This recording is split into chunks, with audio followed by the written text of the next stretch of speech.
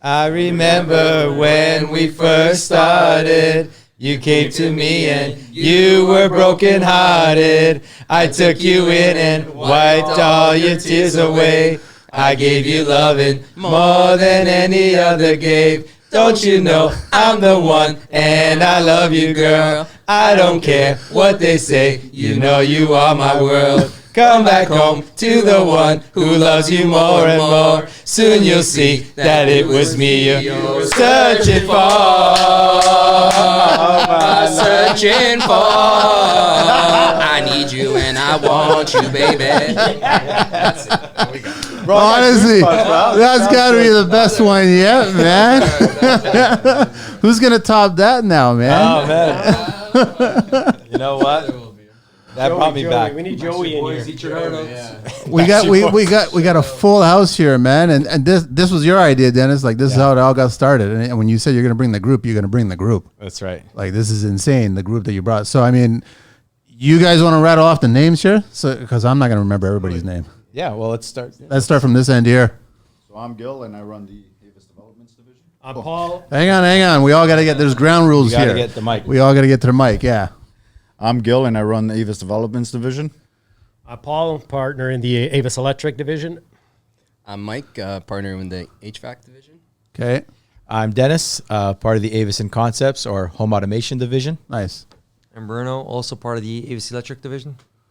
I'm Michael, and I'm part of Avis Plumbing. All right, and then you got your own cameraman here. Reminds me of I'm Gonna Get You Sucker with his own theme music. Yeah, we got JP in the house for Big It Up Promotions. And I got Jason from Keystone there navigating the directing skills there. So back and forth, floating around. We're going to try and make this as painless as possible. But we got a lot to talk about, right? Yeah, we got a whole lot to talk about. You want to give out the deets first? Because I totally forgot to get you guys to sign that out. So then I could actually say it. But you guys want to just give out the website, the Instagram? Yeah, for sure. So we all independently have our own websites and Instagram pages, but collectively we're known as the Avis Group. So the avisgroup.com is where you can get a link to all of our All the services. guys. That's right. Yeah. How old is this group thing? Like when it started with you, right? It started with Avis and Concepts. Okay. Avis and Concepts was Paul and Dennis who built Avis and Concepts, and it was strictly home automation. Okay. And then over the last X amount of years, mainly Paul's idea. I'm the idea guy, by the way. Mainly Paul's idea Yeah. to just say, hey, you know what? We've got all these trades that we work with. We used to hire Bruno and so on and so forth, Mikey.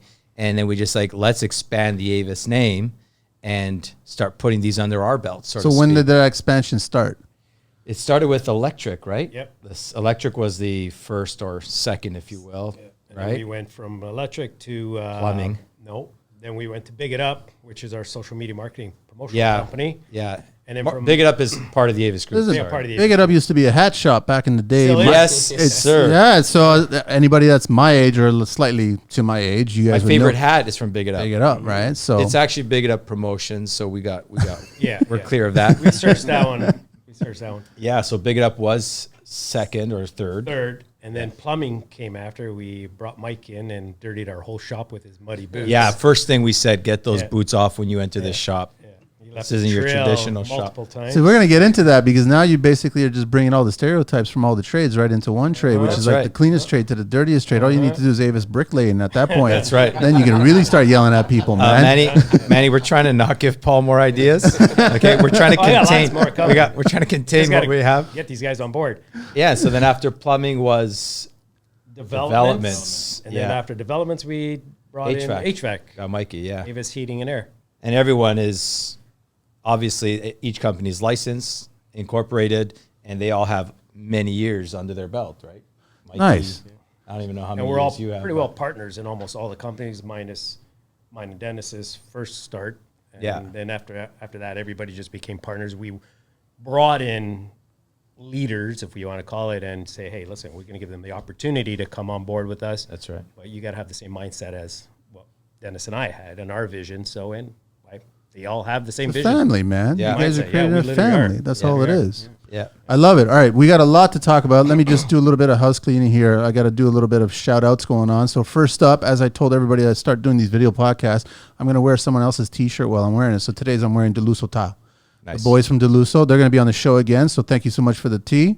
I also want to mention that Fugualitao Paolo, at Fogliatile, he reached out, and he has an interesting idea that he proposed to me, and I loved it. And so you can check out his podcast on number 170 and watch for this new idea that I'm going to help him with in the new year. It's interesting. It's actually going to change the industry. So I'm looking forward to working with Paolo there.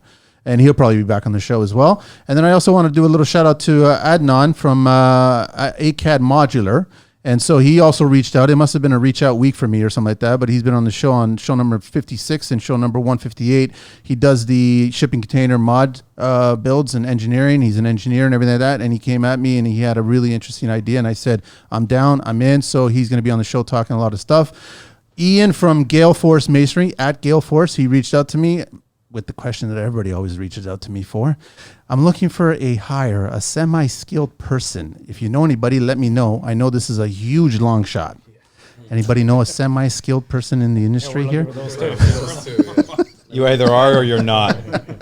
So, Ian, I promised I said I'd do it. I did it. Here he goes. I hope you get somebody. Babak from Condo Works, at Condo Works, sent me a clip from my favorite little 4-letter word, HDTV. And he sent me a little video clip, and just the amount of drama that was in this clip was absolutely amazing. It was Oscar worthy, you know what I mean? A Golden Globe award, you could pay for that award, how cheesy it was, right? So we just had a good laugh about that. And I also wanted to share, end this little rollout here on a nice little story that it warmed my heart. I was really happy about this little DM that I got. So at i.westminster.purcell shared me a beautiful story where he's been doing job for renovations for 18 and a half years. He's been running the jobs for 10 years, and a first happened for him. And he was actually surprised by this first. He goes, at the end of the job, client was happy, ecstatic. They loved the job. It was amazing. And the client shows up with an envelope with a wad of bills as a bonus, as a little tip. He's never seen it before. He's seen letters be sent to his boss. He's never had a letter sent to him directly, thanking him and his crew. And he was taken aback from it. And he was asking me, has that ever happened to you, Manny? I was going, yeah, it's happened a few times. I politely rejected it, and they insist, and then the booze comes out, and then all of a sudden you take it, and then you're enjoying it. But he was surprised by that. He really was thoroughly surprised by it, and it was a nice little gesture from the client. So I just thought I'd share that, because it does happen once in a while that clients actually start to step up and thank us. Yep. Right? Yep. So let's get on with the show now. Let's talk everything about Avis, man. Yes. Where do you guys want to begin? I remember when it all started.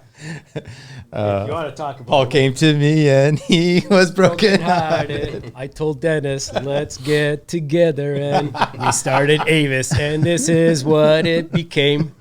So how old is Avis right now?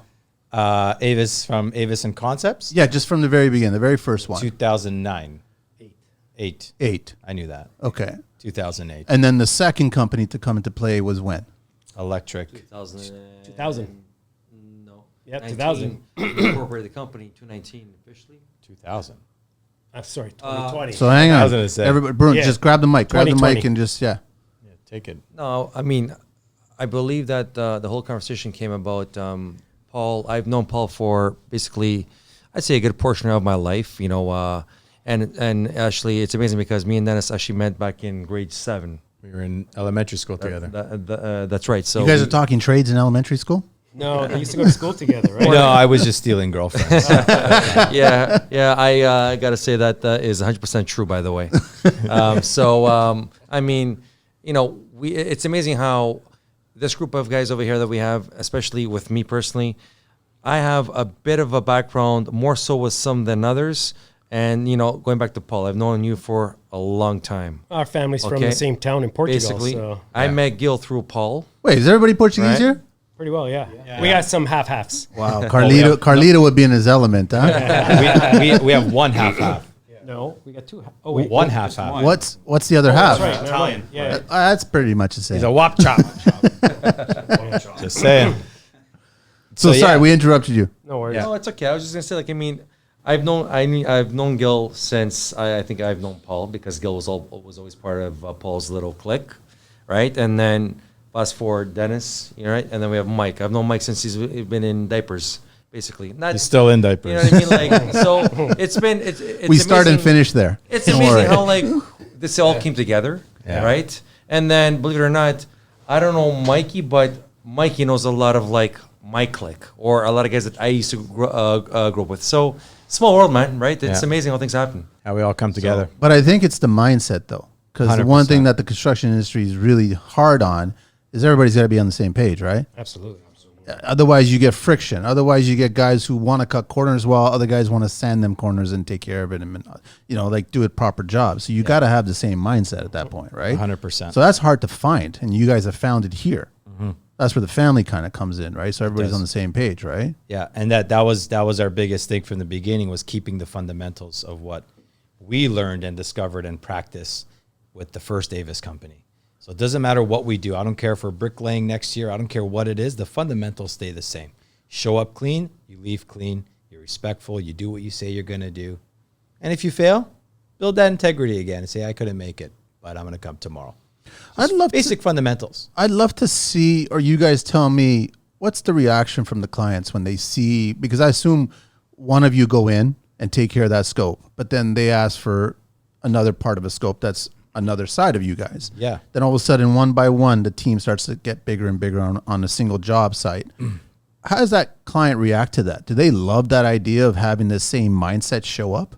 Yeah, so it's starting to happen more for us now. Now there's more of that demand. GCs, builders kind of see the advantage of having one group company with all the trades within it. We were all just at a site on the other day, last week. Thursday or in Friday King or City. something like that, Yeah, Thursday. King City. And the builder he sat there, looked at it, he's like, this is fantastic. I can literally deal with the 4 trades.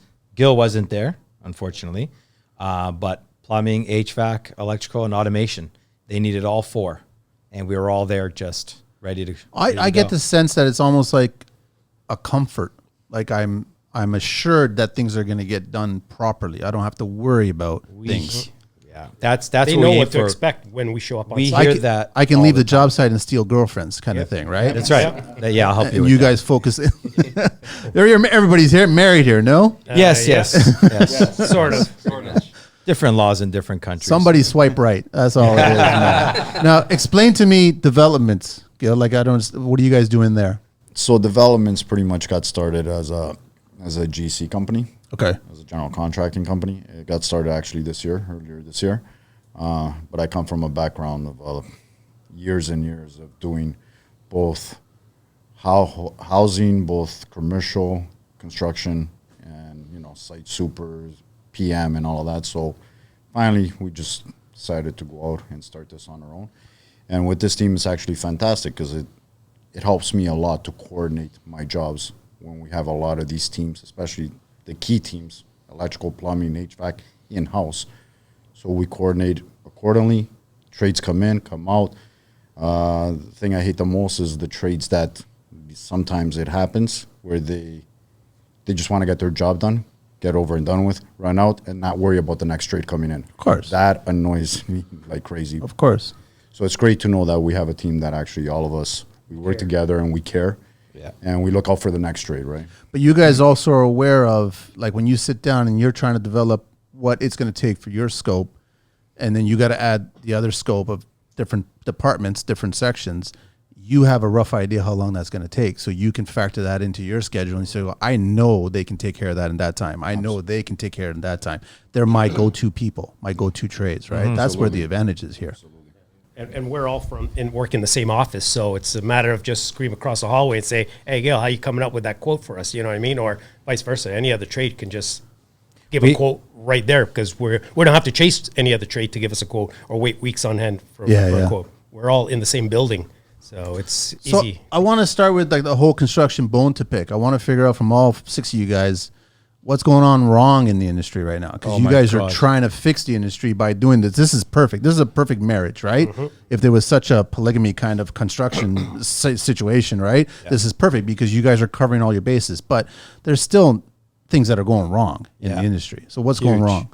Where do we start?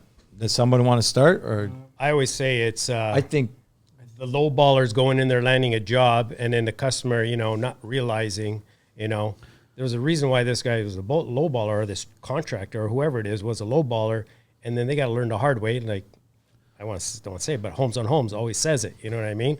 You know, you get what you pay for at the end of the day. If someone's going in there cheap, they're going to cut corners, and they ain't going to do the job right. And then unfortunately, sometimes they got no choice because the customer's budget just doesn't fit into what should be done versus what can be done. So what do you tell your clients at that point? Because that's our constant argument.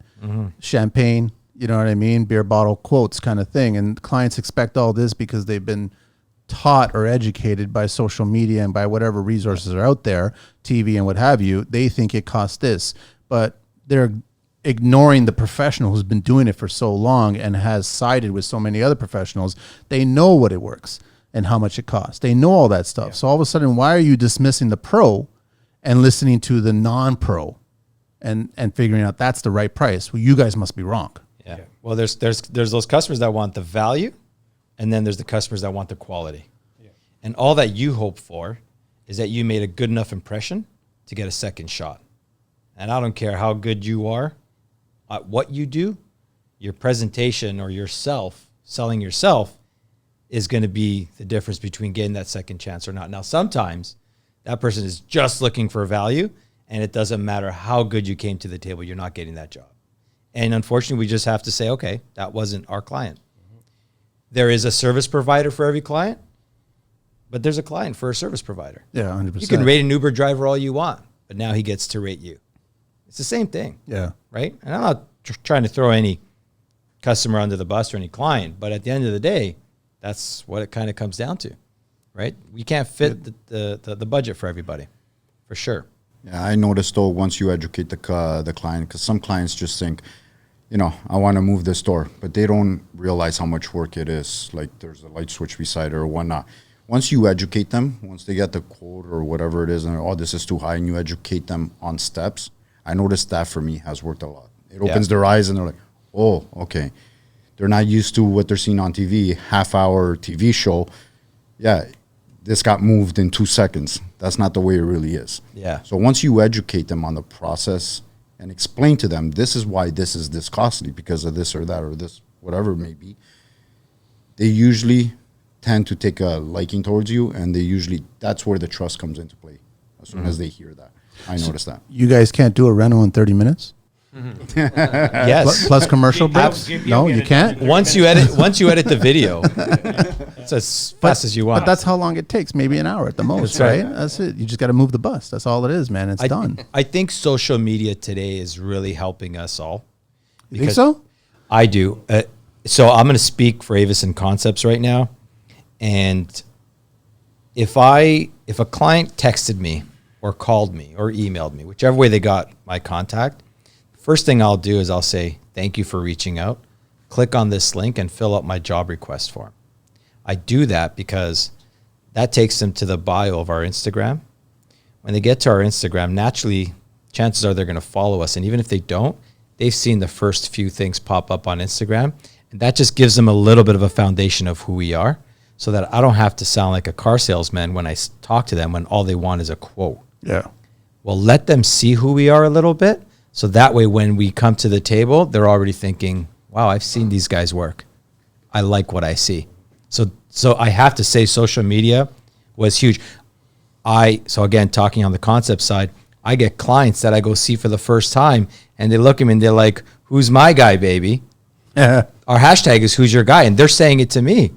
And that's just social media doing its thing, right? Which is great. They're paying attention to it. It's just, so for that reason, I think social media really helps give you that leverage when you're in one out of, let's call it, a group of trades bidding on the same job. It just gives you that extra push, for sure. So what other little bones you guys are seeing, like other little things that are kind of damaging the industry? I mean, we know about the low ballers, the cash guys, and I'm still trying to figure out how they're making money versus how we're making money, because legitimate people make money a certain way and cash guys make money a different way, right? So what else is out there that's negative in the industry that needs to change? Nobody has pride in their work anymore. Nobody cares about the work anymore? Nobody. Everybody's just too busy, and they feel, hey, I'm busy. Or they'll quote, I'd say, I'm too busy, you want me to take it. If not, move on to the next guy. And then customer just gets desperate, and then they'll just take whoever they can get their hands on to do the job. And then, of course, never ends well when they don't do the research and just take course. whoever it is they want to take just to get the job done.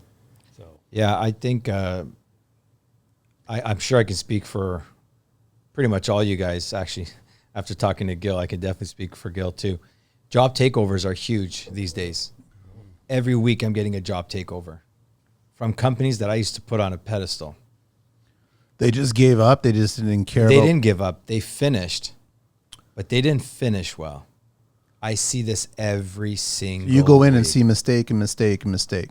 I see what I call the head end. The head end is where the ecosystem of all my electronics go. Yeah.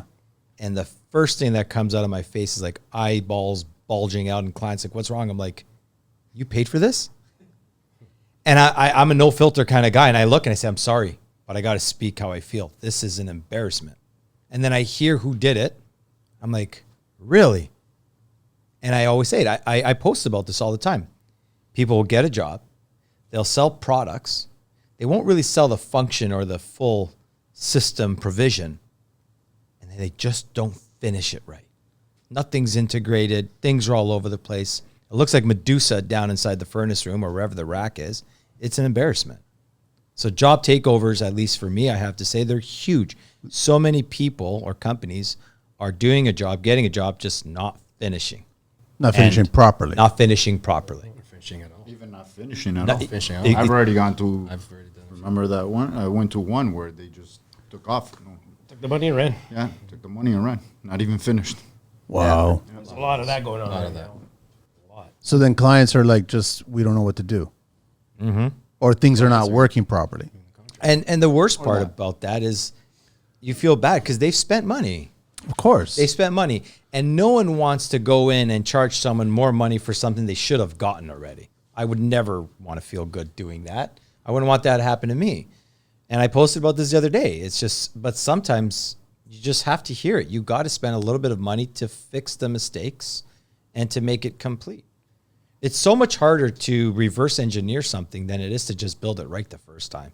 It's the same amount of time. I've always said, like, when you're there the very first time you're running everything brand new, it takes the same amount of effort, man, to get it done. But it's a properly. lot more, Manny, to go backwards because Oh, 100%. if I walk into a Medusa of a head end, first I gotta figure out what products are in place, how they have it programmed, how it's wired up, because then I need to take that apart.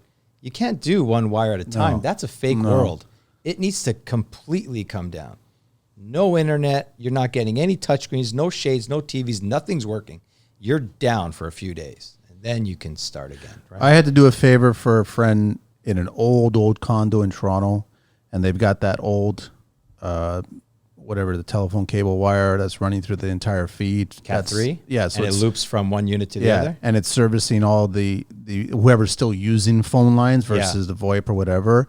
And so at first we quickly realized that they weren't connected. There was no voltage whatsoever, so he was metering every single line. But then all of a sudden he finds one. There's a charge on it, so someone's still using that one. So he literally had to go through, I think, over 150 lines to make sure. And out of those 150, he found 5 that were still active. Because the condo would actually freak out if you just cut them all because the wall was gone and you're putting an island there now. But that took so much effort, so much time to just do that versus, I guess, these fly-by-night guys would have just snip, gone. It's very funny that you're saying that right now Why? because that happened to me this week.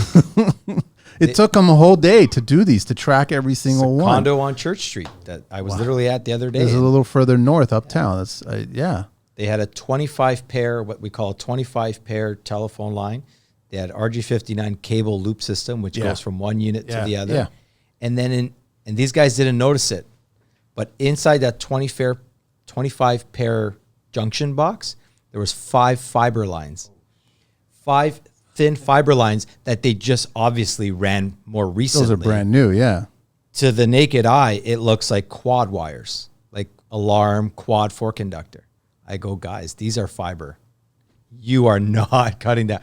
But the crew was really good. The GC there was really good. That's why they actually had us there, and we made the whole plan of what we were doing. But it's funny that you're saying that. That's exactly Because what we it's encountered. too easy just to cut it and not actually do the work to figure out, hang on a sec, there might still be some homeowners here that are still using, and people still are using phone lines. You know, you're at a certain age bracket, but you are still using it, right?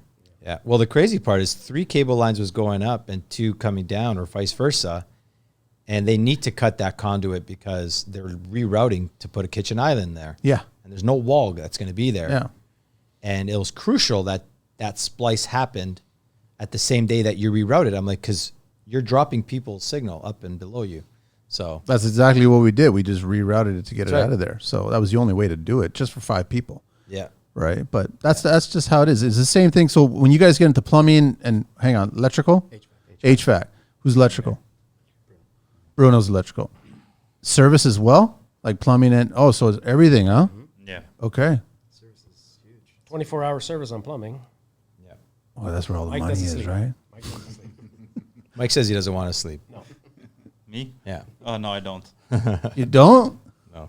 I'm young. I might as well start How young are you? 33. Who's the oldest here? Guilty. How The idea, old? man. I'm 52. Oh, you just beat me, man. Oh, did I? 2 years. So you're the youngest? Yeah. That's a good cross section. So now there's an extension, no? There's more guys that are part of the team, no? Yes, like employees Yeah. and stuff like Yeah, that. yes. Absolutely. Yeah. We're all the partners. So how many in total in the entire outfit? Oh, I think it's like 23 or 24. No, I think. Oh wait, we got rid. Yeah. Yeah, so we got rid of 2 guys, unfortunately. But Like yeah, I got think rid we of, were at like 26 construction out. got rid of, or like just they went No, on their we own? got rid of them. So some concrete, right? Yeah. So, yeah, exactly. Concrete bathtub, Yeah, 20. There was 26 of us, I think, at one point. something like minus that. those I've 2. lost count. Yeah. We have obviously all of our lists, but yeah, something like that. So who's keep- handling all the admin, man? So that's the great part about this. The Avis Group is the management company for all our companies. Avis Group holds our lease for our place. Okay. That's annoying. No. Yeah, that's just the cleaners there. We had to leave the door open. It was going to get a little warm here. The Avis Group holds the lease to our facility. Yeah. And the Avis Group has the staff for our admin. The admin handles the admin for all the companies. So it's a way for us to actually, as we grow, to not have individual admins and keep costs down, Yeah, because that would just be a nightmare and also very time consuming. which it will get to that. There's 100%. But you grow the admin team the same way you're growing the Correct. trade team, right? Exactly. So you both grow at the same time. That's right. Yeah. And we've got Elena and Ellie in the background. Shout out to you. What? They kill it. They kill it. Yeah. Yeah. So All right, I want to talk a little history here, guys. Obviously, it's related to home automation, so hopefully you should get this. all right. All right, when was the first automation invented? That's vague. What industry? Well, this would have been like just in general, the very first time that it was ever used. Like, well, invented first and then used. For a certain thing, like a certain device? I don't know, but you could probably see past my page here. 1966. 1966. The Echo 4, and it was a Jim Sutherland. He worked for Westinghouse, I think it was. Oh. Electronic computing home operator, hence the Echo. Electronic computing home operator. And it could store recipes, relay messages, control home's temperatures, churn out grocery lists, and turn on appliances and off. So now when was the first smart home device put into the market? No idea. 1975. The release of the X10 was the home automation platform. X10. Oh my. It sends digital information through radio frequency bursts RF. on the home existing electrical wire. So that was traveling through phone wire. Yep. 75. I didn't even realize it was that far back. No, home- it wasn't the phone wire. What would it have been X10? then? Yeah. Well, what wire? X10 had an RF module downstairs that spoke to all the light switches, but they just got wired with straight 120. It's funny because it's actually very similar to how Lutron runs, except the frequency was much. It's different. Yeah. Home automation began to increase the popularity in the late 1990s and as early as the 2000s as internet technology started to develop faster for smart homes. Suddenly became a more affordable option. Is it affordable? 100%. Okay. What was the first home assistant device? First home assistant device. So the first modern digital virtual assistant was what? Let's think about this. Whose No. phones? How many phones we got here? Who's got Android? Who's got Apple? Right here, Apple. Siri. All right. Siri was the very first. That's the first digital virtual assistant, and this is funny. It actually was first featured on the iPhone 4S, Oh, wow. October 2011. Wow. Yeah, that's got to be right because that's before Google, before Alexa, before all that. Yeah. What was before Siri? Siru? Kalu. Oh, that's funny. So Siri app was a spin-off of SRI International Artificial Intelligence Center. It was an offshoot of the U.S. Defense Advanced Research Projects Agency funded by Kalu. Huh. So I guess it came from the military. What is another name for home automation? Smart home.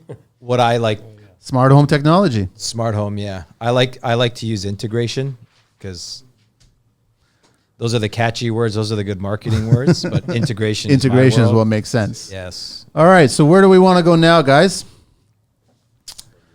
Wherever Well, you let's wanna talk go, baby. HVAC, man. Like Yeah. I'm always fascinated by HVAC. Yeah. Well, I guess we're changing seasons now. Nobody changes their filters. Nobody pays attention to anything. There's all love kinds those of people. dust, like everybody, right? But One of the most common service calls. HRVs, no? Dirty filter, like you said, no one changes them. I have yet to meet a client who actually cleans their HRV filter.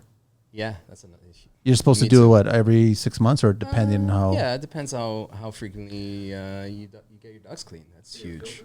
Filters and your yeah. Do they have filters? Yeah, people don't. You just blew my mind. Ducts clean. What are you talking about? You clean when you're, I guess, selling the house or something like that, right? Well, I mean, it's definitely important. It's actually something that most people don't even realize. And again, duct cleaning has a dark cloud over it because of all the, Spam. yeah, all the calls you get. Telemarketers. Oh, you mean all the calls I'm all the, getting from that's- Bangladesh, and they're Yes, offering us and, deal this week. Yeah. 10,000 square foot house, same price as a 1,000 square foot house, right? Oh yeah, yeah, 129. So unfortunately, it does basically give duct, proper companies that are doing proper duct cleaning job a bad name and a bad reputation. But it's really important to do that. Every 3-4 years on average, clean your whole ventilation system, which helps then keep your filters. Hang on. Come closer to the mic there. Yeah, you're Oh, just okay, kind sorry. of drifting off there. So yeah, it's really important to maintenance in your systems, right? The cleaning your making sure your filters are always clean. Again, every 3 years get your ducts clean, your whole ventilation system clean, which will help cool and heat your house a lot better. Isn't it amazing though when they're complaining about something, you go in there and the first thing you do is check your filter, and you pull it out, and it looks like this metallic grayish kind of tone, It's like and they just look at you like, okay, isn't that what it's supposed to look like? No, it's white it's supposed in to the be white, beginning, yeah. right? Not supposed So to have if it's this looking like pink. that, you change it, and if you're talking about a $20 filter, change it, right? Absolutely. Change your filter at least 4 times a year. Yeah. Twice every 2-3 times during the summer when your AC is working. 3 times during the winter, maybe 4 even. And again, it all comes down to how you got to check your filters. Some houses are a lot cleaner than others, and if you have carpets, pets, smokers, your ducts get a lot dirtier, your filter gets a lot dirtier a lot quicker, as opposed to a house that's all hardwood, ceramic, that don't have pets, that don't smoke, that less people in the house as well, right? A lot of the dust in our home is all our skin. Skin. Right? That's all it is. Skin, basically, and depends Yeah, and where I you have a live lot of as well. snakes Yeah. in my house. You have so you can snakes imagine. in your house coming into the house? I'm kidding. Yes. What are you in Australia? What's like, I know. Depends where you live too, right? You live in a busy area, a lot of traffic. That also contributes to all the dust in your home. So but it's also stress on the machine. So why do you want to fatigue your machine that you spend so much money for? absolutely. I'd just rather change the filters. Yeah, change the filters. You'll have better cooling. You'll have better heat. A lot of my service calls, a lot of in the summer with the AC that's been iced up, starts to ice up. Usually, it's either a dirty filter, clogged up A coil, which unfortunately gets that no one actually tends to really maintenance. Yeah. It's something you don't really see. A lot of technicians sometimes don't even care to clean it because, again, it's not an easy thing to do. Yeah. Right? If you don't have access between the furnace and the coil, how are you going to access that? You got to take that whole front. And that's the other big them thing that I apart. have a problem with is when you clients bury the furnace, bury the hot water tank, bury everything and use it as storage or just bury it. It just build the walls closer and closer to it. Yeah. And this is like the nerve center of the house. And why are you guys doing this, man? Don't do this. You're going to kill the machine a lot sooner than you. And machines nowadays are not cheap. No.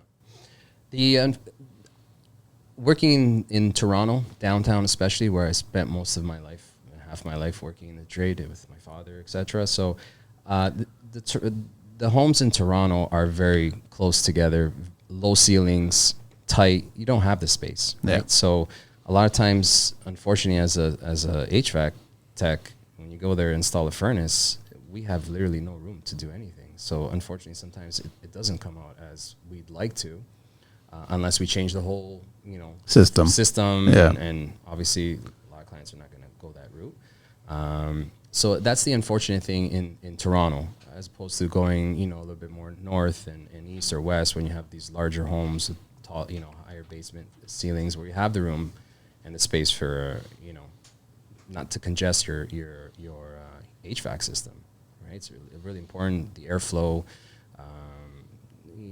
that's not obstructed with a, coil right up against the furnace or right above the PTO where the exit of the air leaves, right? It's it all contributes to the airflow you have in your home, and again, how good or bad it is in cooling and heating. But HVAC in general is like a big ticket item, right? So it's hard. Like you guys are all individually doing your own sales, right? So you guys are all going in and determining the scope and presenting the options to the clients. And I just find that HVAC's grocery list gets high fast, right? And then all of a sudden they start compromising on what can or can't be done. And recently I had a client who bought a new property, insane amount, $3 million. And obviously the previous owner made a good chunk of change and left town, and it was wonderful, but there was a lot of problems in this house. And the first thing is they move into this house and it's like a floor and a half kind of thing. And the second floor was an oven during that heat wave that we had during the summertime, right? So they asked me, and I said, well, here, I sent my HVAC guy. So he goes there and he goes, there's nothing going up there. There's no air going up there, and there's no return air coming back from there, right? So he goes, that's how hot it is. And he's just trying to explain to them, what's worse is how cold it's going to get. So we're trying to schedule a day for them to go back and just assessing and come up on options, because we talked about wall mount. We talked about a system up there, a second system to kind of compromise. Yeah, whatever, all that kind of stuff, right? And then I was there recently, and all of a sudden she says, well, it seems comfortable for now, so we're going to leave it. We're going to try to survive through the winter and see how bad it is. And if it was really hot in the summer, it's going to be freezing in the winter. Absolutely. Yeah, that's common sense. Coldest room in the winter is going to be the hottest in the summer. That's just how it's going to be. And air returns are huge, which people don't realize, right? You have to circulate the house, right? You got to draw that hot air in order to push that cold air up. Yeah. If you got no air returns drawing that air, it's, Yeah. in the winter it's a little bit better because the heat rises as opposed to, AC where the cold air drops. But again, without returns and the proper returns in your home, people are not going to be comfortable. Are we getting a little, and I'm putting myself in that group there, but I love my Ecobee, and I love my sensors. Like for the sake of wasting more time on my smartphone, I'll just check out what second sensor's doing, what third sensor's doing, and making sure that I'm within a degree or two or whatever, both of them. Are we getting spoiled? Because when I grew up as a little kid, man, it was a little Mercury thing that you kind of had to dial, and then your dad would smack you and push it down, and then your mom would put it higher and back and forth, right? Yeah. But technology's overtaking HVAC now, right? It is, yeah. It's endless right now with what could be done just through your thermostat, right? Yeah. Through your phone, control everything: your HRV, your furnace, AC, your humidification. Yeah. Your steam humidifier. Another thing that people tend to. I'm just hearing you like so soft. That's all it is. I'm Really? trying to figure out why. But if you could just maybe speak up. Maybe I'll come a little closer. Just to the get Gil's radio voice here and just put it over there or something. But Hello, baby. So I'm Gil. But yeah, so I was just trying to. I lost my thought. I was going to try to figure out what I was going to do. But I mean, are we getting too addicted to that, or are we kind of? It's actually a good thing where the future is going to come down the pipe, and now our homes could actually be a lot healthier. That's the objective, right? For sure, yeah. I think it's a great thing that's we have all the technology to to help us and see what's really going on and remind us, hey, change your filter. Yeah. You know? Home automation, we set reminders for that, Yeah. as well as See? notifications, push notifications, emails, Oh, really? announcements through touch screens. Yes, absolutely. Just saying. So generally speaking, in the Toronto area here, our humidity levels, just for all the clients that are listening, I guess, and anybody who wants to learn, where should it be set at? What should we be looking at for the winter months, the summer months? Kind of, where do we want our The humidity? average, I would say around 35. Okay. Is normally, again, it depends on size of your home, R value, you know, the how many windows, heat loss, it all Yeah. depends, right? But usually the average is 35, give or take. So where's that sweet spot when you start getting too much condensation in the winter months on your windows, and then because the air is just way too dry and kids are waking up with nosebleeds and daddy didn't beat them, and like you know, you're like, that's humidity. Trust That me, was your man, mother. Again, so that's actually a tricky question, right? Because it comes down to again, I find that the old humidification systems, you know, the flow throughs, the wheel with the little tray of water, yeah. on a larger scale home, don't work as well, because once your house is at a set temperature, your furnace maybe works on an average maybe 12 minutes, give or take, to maintain it at that temperature. Doesn't give it enough time for the humidification to actually start going through your system. That's why I believe now that why they came up with these steam humidifiers, because instant steam, and it's I love those, man. Yeah, and it's constantly going through with circulation with your fan motor as opposed to when your furnace goes on, right? So those work obviously a lot better. They do cost a lot more. And I've had a few clients of mine saying, "Great, I wasn't aware of how much the energy cost is to those." Is it? Are they power consuming? They are a little bit consuming if you go with the 240 volt, right? I mean, you kind of got to weigh your options. Do you want good humidification in your house instant, where especially if you have a lot of hardwood flooring, grand piano, etc. Like it makes a difference, right? You're getting proper humidification in your home. You're getting proper humidity. You feel comfortable. You're not waking up dry. Some people don't. That's all they care about, obviously, right? Comfort in your home is huge, which I find a lot of people tend to forget when they're installing a furnace or an AC or doing a brand new home. They tend to cheap out on that because, again, it's a furnace. It's in the furnace room. It's not all the more reason why you shouldn't do it at that moment, because you still got wood and wood products that built this house that are still drying out. Yeah. Why do you want to snap dry them fast? Exactly, right? So, spend that extra buck on that steam humidifier, and it'll go a long way. So you can make your house look as beautiful, as gorgeous, modern as you want, but if you don't have comfort in it, if you're cold or you're hot, people forget how much time they spend inside their home. Yeah. They spend a lot of time. HVAC is huge, right? The comfort in your home, the air quality, it's the air that we breathe in our home. A lot of people don't realize how polluted our indoor air is in our home. It's bad. Yeah. It is really bad. I mean, I'm one of the people that actually opens up the windows come springtime because I want to start airing things out, right? Or if you get that little warm spell in winter, you open it up. Yeah. But most people keep it sealed, go right from season to season to season, and your house never opens up. No, and you depend on the HRV, and all of a sudden you're not cleaning the filter. Mm-hmm. No. And it's pointless. It's doing nothing, right? I want to ask you, yay or nay on Aria vents? Because it's a touchy thing when you talk to pros. So it's a touchless thing when you're talking to designers. Mm-hmm. I rather listen to the pros at that point. I'm sorry, because it's a mechanical thing. Mm-hmm. It's not as much as you want to try cosmetic. It's fine. You came up with porcelain veneers, but if you go and put a black light on it, I'm still going to see your teeth, man. Mm-hmm. So I need to it's more of a mechanical thing. So that should be the first function. But I talk to so many HVAC people, and I'm getting a lot of yay or nay, man. So cosmetically, they're beautiful. They look nice. Actually, I just did a huge home that he actually ended up going with the Aria vents towards the end, which was a big no-no because you're supposed to for both return and also feeds. Yes. Okay. Yes. And I already had prepped them in for regular 4x10s, what we agreed on the contract. Standard grills. And at the end, he's like, "I want to go with Aria vents." So I think you're a little late for that because it's all drywall. You're supposed to incorporate that during the drywall stage. there are different types of Aria vents. And now in terms of efficiency wise,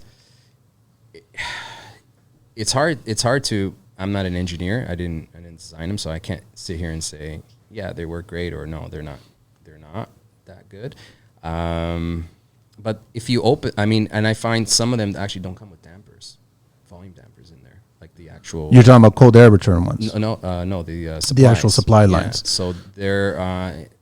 No, they do come with 2 louvers. So they have all these lures that you break off. So On the or cold air ones. On the cold air, Yeah. And then on the supplies, some of them do, some of them don't. So Yeah. you got to be careful when you order them. Make sure you get the ones with the lure so you can adjust the balance in the air to each room. Yeah.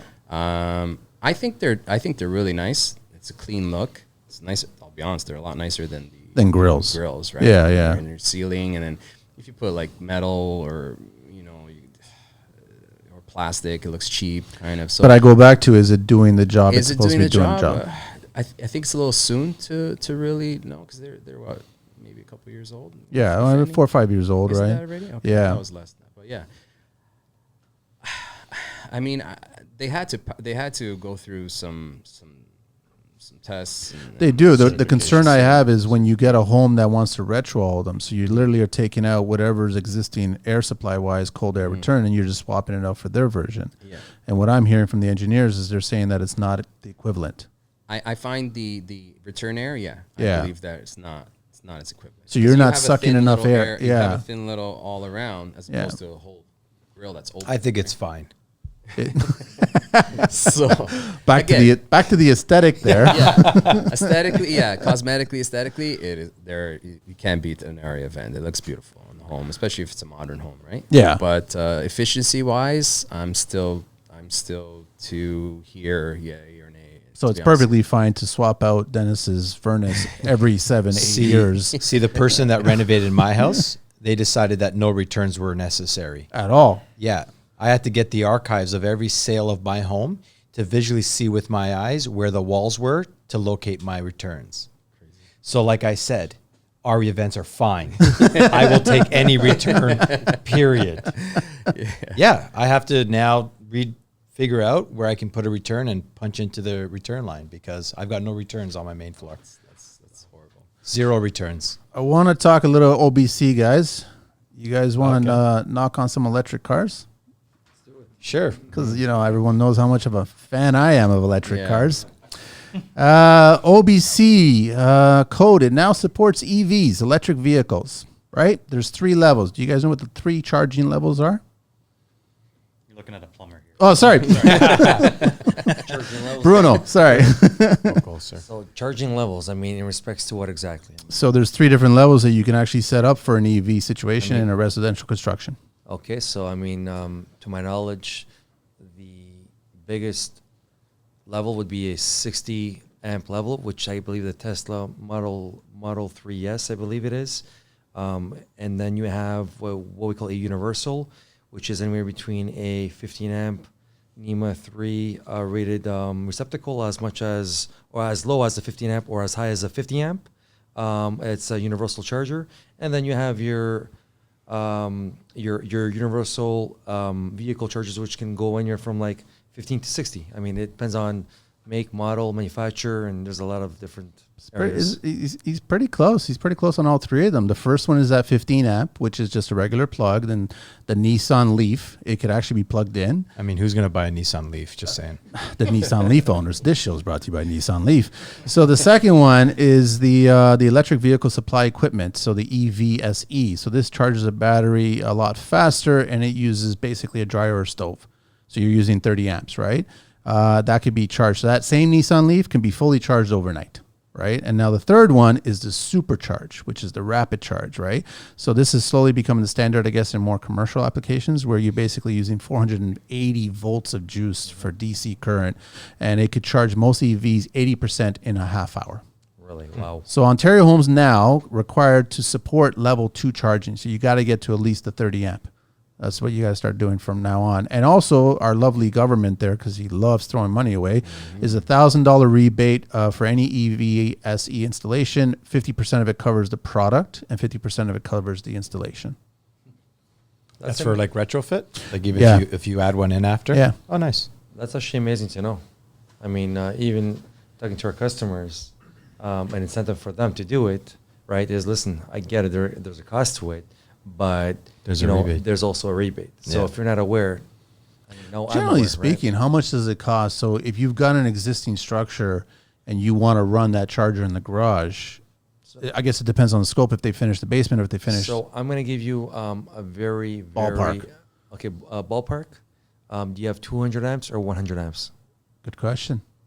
It's going to be different if it's 100 Right. or 200. Am I going to charge you, let's just say, a couple $1,000, or am I going to charge you $6,000 or $7,000? Now, isn't it true that all feeds going into every Ontario home is the line is 200, but they've set up panels for 100? No. So I mean the correct setup is rule of thumb is if you have an underground service, they set it up for 200 amps so that they're not going to disrupt the actual existing landscape. Yes. Right, so they'll run a 3-inch conduit from, or even a direct barrel cable, upsize it. Although they are fusing it at the transformer base for only a 100 amp. So overhead, usually it's what you have is what you get.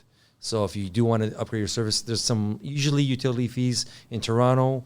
For some reason, in Toronto they charge you a maintenance and installation Mafia. fee. Whereas any other district in Ontario, for the matter, they charge you nothing, zero. So if you live in Toronto, you know you're going to pay, I'd say about $1,000 more than anywhere else. What Or does you also Toronto pay- charge for line protection? I think it's going to run you about. If you want it 30 done tomorrow, it's $1,000. If you want it done 3 months from now, it's about $20. Actually, last time I had to do line protection or call for it, it was about $3,200. Jesus. Yeah, Holy, that's a yeah. To lot. put those orange, guards. Those covers, yeah. And I mean, there's a cost, for doing work in Toronto, right? I mean, it's. I would just use like copper pipe covers. Yeah. Just saying. And ground it right to the kids' basketball hoop right on the end of the driveway, right? And it's funny because No, the copper pipe covers. You know the sponge ones? There's going to be a splice and someone's going to touch so let it. me tell you a bit of a story. And Paul, he's been doing this with me for long enough, and he knows. Paul, the last time that you had to go look at example, a customer bought a spa kit, right? And that spa kit cost them an X amount of money. So now they came to us, how much to install it? So then we go to us and we say, well, that's great. Before I give you a price, what service do you have? And then I have to tell them, listen, by the way, you got to upgrade your panel. And they're like, no, we just want the power to the hot tub. I'm like, I understand this, but if we're going to do this legit, if I'm going to hold your warranty and if I'm going to warranty my work, I need to tell you that we need to do an upgrade. Unfortunately, people can sell all day. We'll give you the spa for 70% off, 80% off, get it now, and we'll give you an additional a cover and this and that. Great, you sold it. But now what you didn't tell the customer is that, by the way, before I sell you this 60 amp spa, maybe you go with this 30 amp spa, because with the 30 amp spa, now you can install without any issues, without impairing any codes and violations. But I mean, they don't care. They're going to sell it to you. They're going to give you all the bells and whistles. And then, by the way, the electrician is going to tell you that you have to pay another X amount of dollars to upgrade your service. So I mean, it sucks that people are getting misled because all these manufacturers and all these, wholesalers, they know for a fact, because But they it's know. not their responsibility. Of course not, right? Not. The homeowner should do a bit more. Their homework. Yeah. Okay, so of course. for the homeowners listening, what's the rule of thumb? You can't go over 80% of power consumption. That is correct. So if your panel says How did 100, many know that, eh? Unless permitting, of course, you have a Leviton panel, which is now rated at 100%. Yeah, but Right? what's the dollar sign? Let's on not it? go there. I'd say about 10 times more than a regular panel. Wow. So I mean that just goes to show you, right? Whatever happened to the low voltage homes, man? I remember a few years back, everyone was pushing the low voltage homes, and everybody was just running phone wire through the whole house, and no more 14.2. I mean, so Dennis would know better than I would, but I know that as an apprentice, I used to do work for an old school Italian, and he's no longer around, God bless his soul, but we used to do work in conjunction with another automation company. And back then, there was no such thing as line voltage automation. It was all Cat5s everywhere, and basically that ran his whole entire system. Dennis, I mean, you would know more than I would, but that used to be, when I used to be an apprentice, it was like, why are we running Cat5s into these boxes for? And why it's for me it was all brand new, and I saw like a million little modules inside this little closet or mail room, and I'm like, what's all this for? Buses. Buses, yeah. That's Right, all it was, so right? Pros and cons. Yeah, there's pros and cons to both. I love the 120. The 120. So are people using them now, or is it It's just still both. Really? There's a pro and con to sticking with what they call 48 volt bus system. Okay. Where it's low voltage keypads that kind of talk in conjunction, or you go high voltage. I like the high voltage because you still get safety lighting if the processor goes down. Right now we're working on a project that's like 18,000 square feet. And the one thing that sold the client is, because there's other people competing against this job, where there was, not anymore, is that concrete? Concrete slab, main floor, yeah. No. The other people. Oh, No. yeah, bathtub, concrete. But yeah, having the safety lighting if the processor goes down. It's not a common thing. Processors don't go down daily, weekly, even in years. But things could happen. And when I said that the safety is still there, every high voltage keypad will always have a local load. Bruno, are you seeing an increase in generators, standbys? I've done 2 in my life. Okay, so I'm probably gonna say I've probably done about a handful of gens in the past 6-7 years, roughly. I am seeing that there's a high demand, and with that being said, I can sell you a Generac today, right? But I'm going to tell you that it's about a year to a year and a half in back order. There aren't any. No, and if you do get one, I would say you lock it up, because if it's anywhere to be found, it's gonna go, right? When they take your F-150 as well. So I was lucky enough to actually find one. We bought one last week, Paul, right? And now I have one. My other issue is that it's great. I found a Generac, but I need a transfer switch. So without the other, I can't. That's the same thing? It's about 6 to 12 months lead times right now, minimum.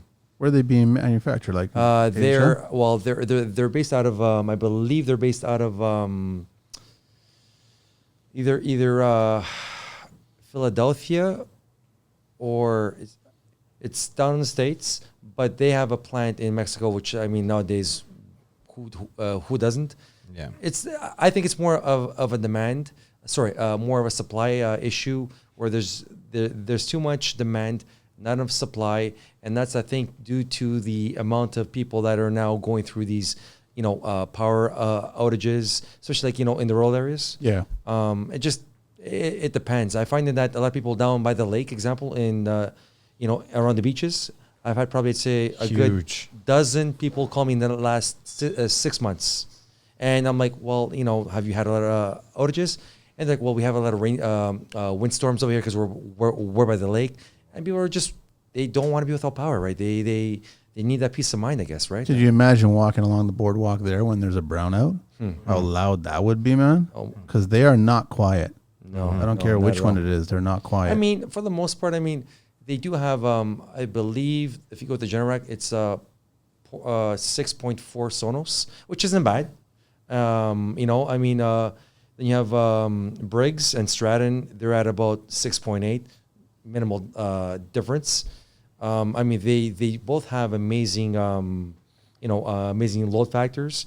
I believe Generac has a load factor of about 68%, which means in English that, even if you had a 26 kVA generator, okay, that you would still be able to sustain a full functioning home, okay, at 100 amps.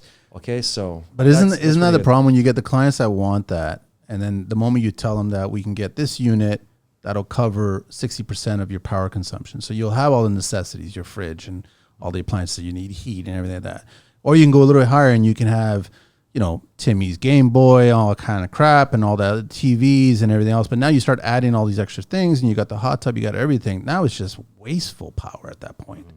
It's really designed. Yeah, but if the power's out, I wanted that hot tub. You want everything. I want. So reality is, we try to be very, very honest and transparent with the client. And what I mean with this is, there's no point of misleading them. So, example, if I'm going to give you a full transfer, okay, from 200, you have a 200 amp service, but realistically, your generator is only good for, let's say, 100 amps. Whether it's 22 kilowatts or 26 kilowatts, you're only going to get 100 amps to your house. Yep. So if you have a 60 amp a Tesla charger, you got a 60 amp spa, you got a 40 amp pool, you have your cooktop, you have your furnace going on, maybe your AC in the wintertime, and then you're doing your laundry on top of that. Guess what? That generator ain't going to handle it. He's getting mad. He's not- Okay, it's give me a exactly. bigger generator. I where get. we Give me just two. Give me 2. I need 2, baby. You know, but sometimes You can tell people he's don't- passionate, eh? No, it's just that people sometimes you try to educate them, man. Of course. Unfortunately, they just don't understand. Like you need Yeah. to respect the power, right? Priority. Respect the power. Priority. What's priority? That's what I mean. Is It's- doing your hair priority, Respect or the is power, maybe like your respect the fridge and power. keeping your food cold priority, right? I mean, I don't know. The hair is a little more So- important than food going bad these days, What's man. that's right. Some pump, yeah. Yeah. No, most definitely. So, some pumps, your furnaces, I would say, your fridges, your freezers are priority. And you know, this may be something small, but in my opinion, I think that your garage has to be priority. Why? Because number one, without your garage openers, you ain't getting into your garage, okay? And without your actual lights, how are you gonna walk into your house safely? Because I'm more of a garage guy. I don't use my front door. Same, right? yeah. I mean, I'm just saying. So do the criminals. Practicality, right? Is there a way that, because I mean, I've been bypassing those garage opener batteries lately. yeah, so as much as the criminals are using that fob reading Yeah. old software crap, Yeah. they're doing the same thing with the keypads with the garage door openers. Yeah, so so- most people, and I don't, they leave their garage passageway door unlocked, Yeah. thinking that you're secure. That's right. But these guys can go in and actually copy that signal and break right into your garage. Yeah. So we've been putting in automated outlets so that, and then disconnecting the battery in the side mounts and the ceiling mounts. So that way that garage can't even be opened until the homeowner turns on that outlet. But here's the problem. All the new openers have battery backups. I take it out. No, disconnect it. You disconnect the battery 100%, backup. Yeah. 100%. I'm so irritated by that, man. Yeah. I'm trying to disconnect it. And all of a It's sudden- great for your common, marketing type of situation when you want to sell the feature. If your power goes down, you can that's all cool. But for safety, right now, today, people are like, Thieves are getting smarter. They're getting, thieves are getting smarter. efficient. Clients, the number one thing right now, it's all security, cameras, alarm. Yeah. And in my integrated world, they want flashing lights when the alarm goes off. They want raised interior lights if the alarm goes off. You name it. We are doing all kinds of tricks. Motion sensed by a camera, flash the outside lights. We're doing all that kind of stuff right now. Wow. People are on high alert. So, and I have this one client who's got some great looking cars. And he's like, I don't want to be able to open that garage unless I turn on that outlet. So we disconnected the batteries, put control for the outlets, and then he just shows up and turns on that outlet. Then he can open the garage. Do you guys offer? I saw this on somebody I follow. I think I was mentioning it to you, Jay, about Dr. Carnivore or whatever. I follow this kid. Yeah, exactly. And he actually showed us his morning routine. One of the first things he does is turn on the Wi-Fi. So he shuts his Wi-Fi all night long while he's sleeping. Sorry, I got music in my mind. Listen, Is that a good thing or that's a preference, right? You know what? I can't attest to that. I'm not a scientist. I don't know much about the harm that it causes. I've seen studies where they. Well, you're talking about the three magic letters. What's that? EMF. EMF, electromagnetic interference. That's a real thing. It is a real thing. We had a house that caused some spooky stuff for us with that, but that was high voltage running along our lines that it caused hell for us, things that are unexplainable. But on that side, I've seen studies where a Wi-Fi router next to a plant, the plant wouldn't grow. What? And then another plant that they planted at the same time, it grew very, very slow, very, very small, not very full So the of signal life. Yeah. is disrupted. Yeah. The waves. Exactly. Really? The waves. Yeah. So it's Yeah. got to be doing something to you then. It's got to be. I mean, on a molecular level, I guess. I don't know. That commercial Wi-Fi tech in cardiac units in hospitals, and that directly affects cardiac patients. Wow. That's how screwed up that is. Dun, Yeah. dun, dun. And it's crazy because, when customers ask me, I don't say, no, it's safe, buy it. I just say, technology hurts. Our cell phones all day in our pockets or The heating. And sticking it right next to the I was gonna say that my mom, if she's listening, always has it tucked into her sports bra. Like, Mom, get that out of there. You know, that's harmful. You know. Are Bluetooth earbuds, are they really that bad? Yes. Yes. The Apple AirPods. I've been using speakerphone more often now. I've seen a post on IG about that. Yeah, They're the bad? readings are like 30 Insane? times past the level of what So is required. I'm going back to unsafe. wired then, man. Yeah, 100%. Well, that's just analog speaker in your ear, right? That's All right, okay. I want to talk plumbing. bring out Talk the to me. pipes. Are bottle traps still illegal in Ontario? Don't be scared of Yes. the mic, bro. Don't Why? move from the mic. Go Why, closer to the mic. why are they illegal in Ontario? All of Europe and Asia has them. I prefer them. I love them. I don't care how nice you make your P-trap and ABS look. A bottle trap looks a lot better. Why? It just looks cleaner. Okay, someone needs to tell me what this is first. You don't know what a bottle trap is? No, is that like an upside down bottle? And you No, it's a straight piece of pipe, and then it's a. Oh, you can explain, but it's a pipe inside of a pipe. Yeah, essentially. But I don't. It looks nice. Why don't you like the P-trap? Because it's ABS and it just looks like that. And then when you try to go a chrome one, it looks like I'm taking a leak at the YMCA. You know what I mean? Like it doesn't look appealing to me. Same reason I would never put anything cold light-wise in my house. Because it looks like I'm walking into a commercial retail space and I'm buying something. I'm at home. I want to see warm. I want to see 2,700. Right now, this room is 2,700. We did it in cold and it looked like crap. Everybody looked like crap, right? So it's just, there's a difference when you walk into retail, when you walk into resi. And I think bottle traps look a lot more appealing, especially if you've got an exposed underside of a sink, right? Which Right. a lot of people are doing now. They are doing that. They are doing that, and I've noticed more of them. Yeah.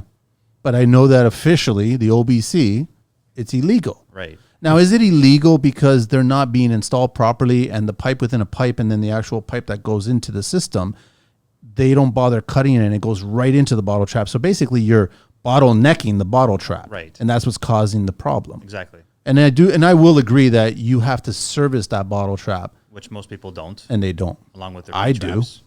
I do it probably every 6 or 7 months, depends on how much you use that sink. air, yeah. Yeah, right. How much crap goes down there.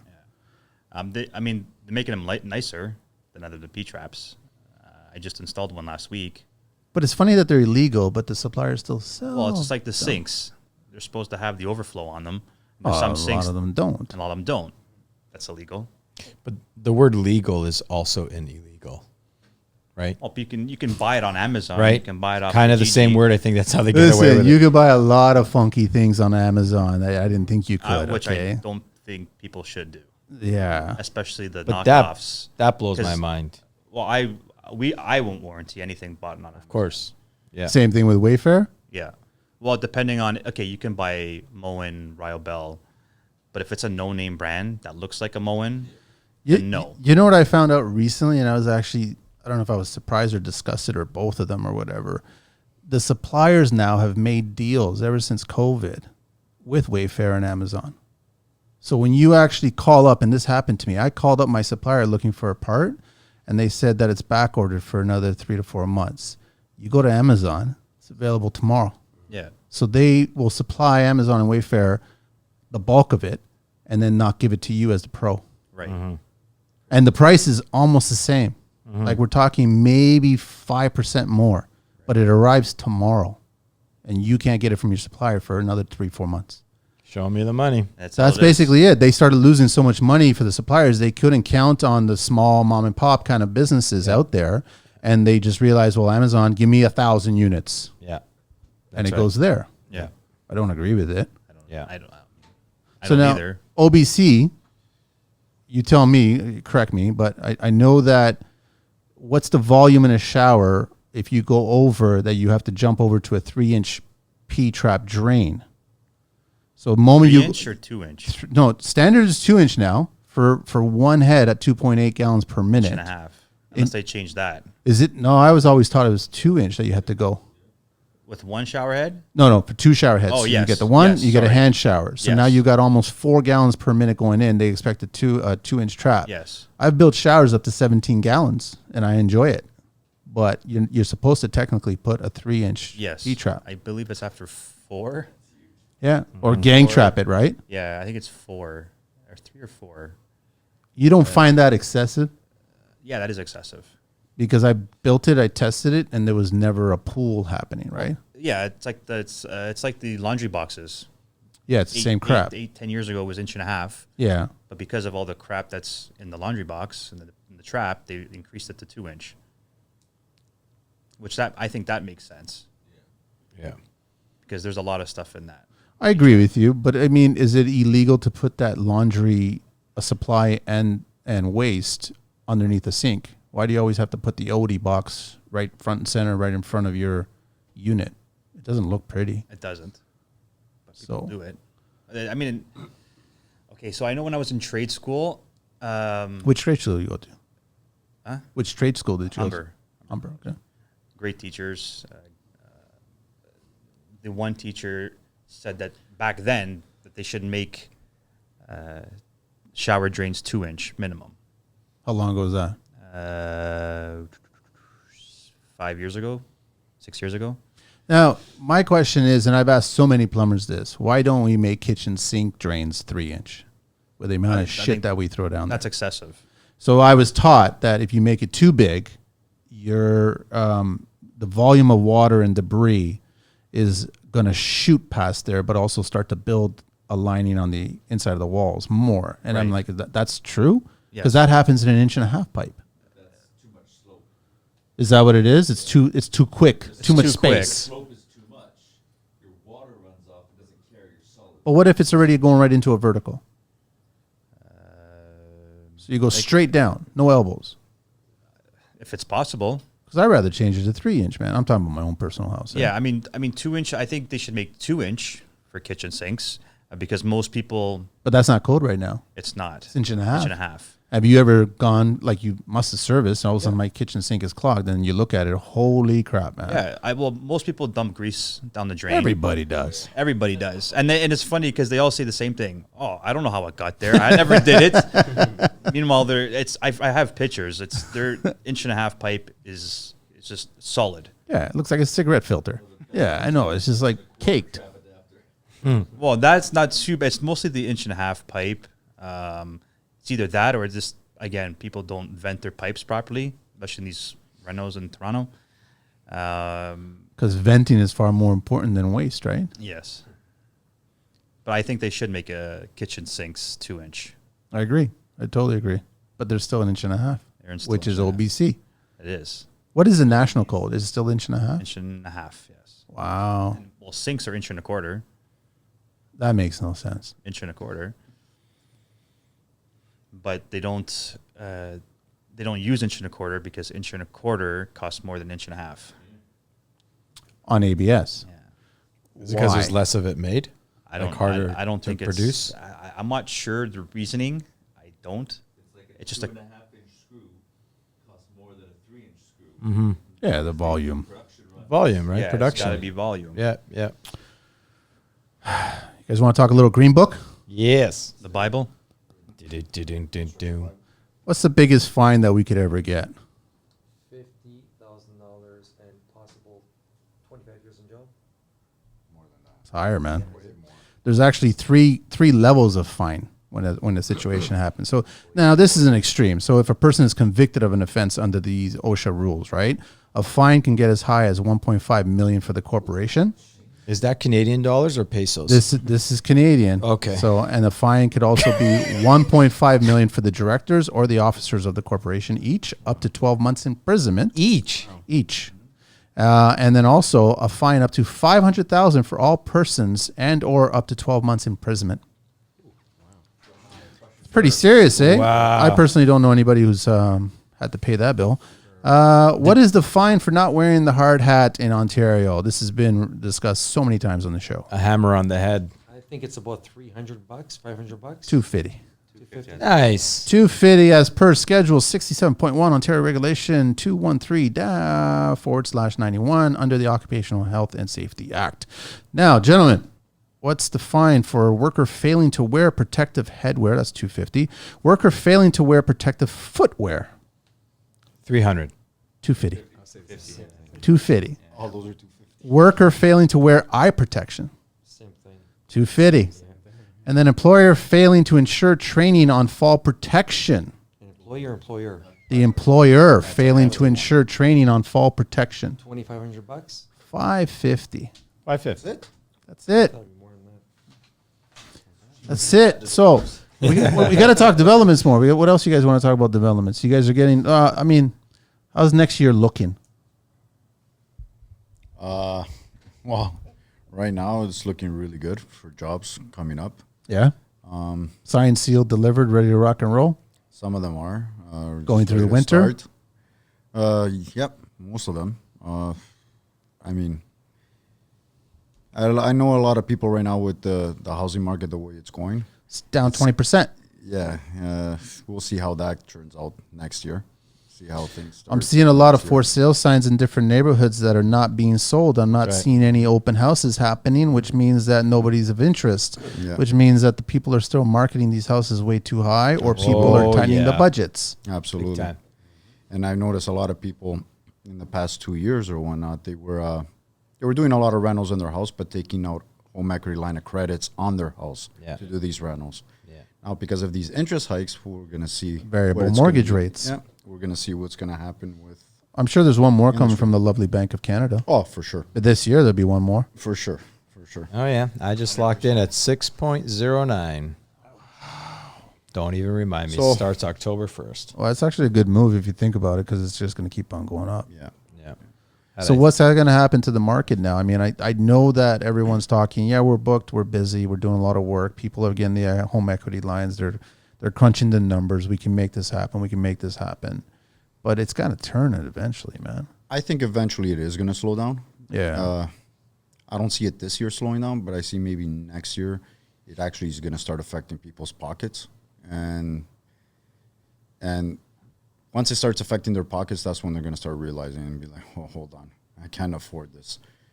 A lot of people want dreams that they can't afford, really. Yeah. In the end. Yeah. Yeah. That's one of the big problems, right? People get in over their heads, whether it's my neighbor did this, I got to do it as well. Oh, Kazakhstan. Yeah. You know, stuff like that, right? He's got the iPod Shuffle. That's for girls. Very nice. So, yeah. Like perfect example, like I say right now, all these people looking for generators. It seems like nobody knows how to live without power anymore nowadays. I Anybody really don't dating understand. these days, man? Candlelight is beautiful, man. Yeah. Just That's don't what leave the it's house with them on. That's Yeah. all. Just stay home. Yeah. Right? We have all these high efficiency appliances and equipment in the house and everything. Meanwhile, the houses are calling for more demand on power. I don't Yeah. get that either. Everything, it's one step everything's low forward, two voltage, steps low back. this, low that. I don't but get that. I don't get that. LED lighting everywhere, but meanwhile, these houses are calling for more. Listen, LED lights are still warm to touch, man. They still hurt you. They still, if you get that soft skin on your arm or something like that, it still tings a little bit. Not like the Easy Bake Oven bulb or something like that, but it still tings a little bit. Of course. Right? It hurts. But yeah, you're right. Like, why are maybe it's because there's more. Now you've got a room that had, back in the day, 2 bulbs, 260 halogen, right? Whatever. Now they got 20 LED pots. Yeah, but those LEDs those 20 waste the same as probably one of those halogens. And when's the ESA code going to change about that, man? Like, you guys still wiring stuff as if it's like regular 60-watt bulbs. No. So, okay, so we have what we call LED pod light fixtures. The difference between a LED pod light fixture and a LED pod light is that an LED pod light fixture has a permanent set built-in LED light bulb, which means that you can't change the actual bulb itself. Yeah. So if that's rated, for example, 10 watts on a fixture.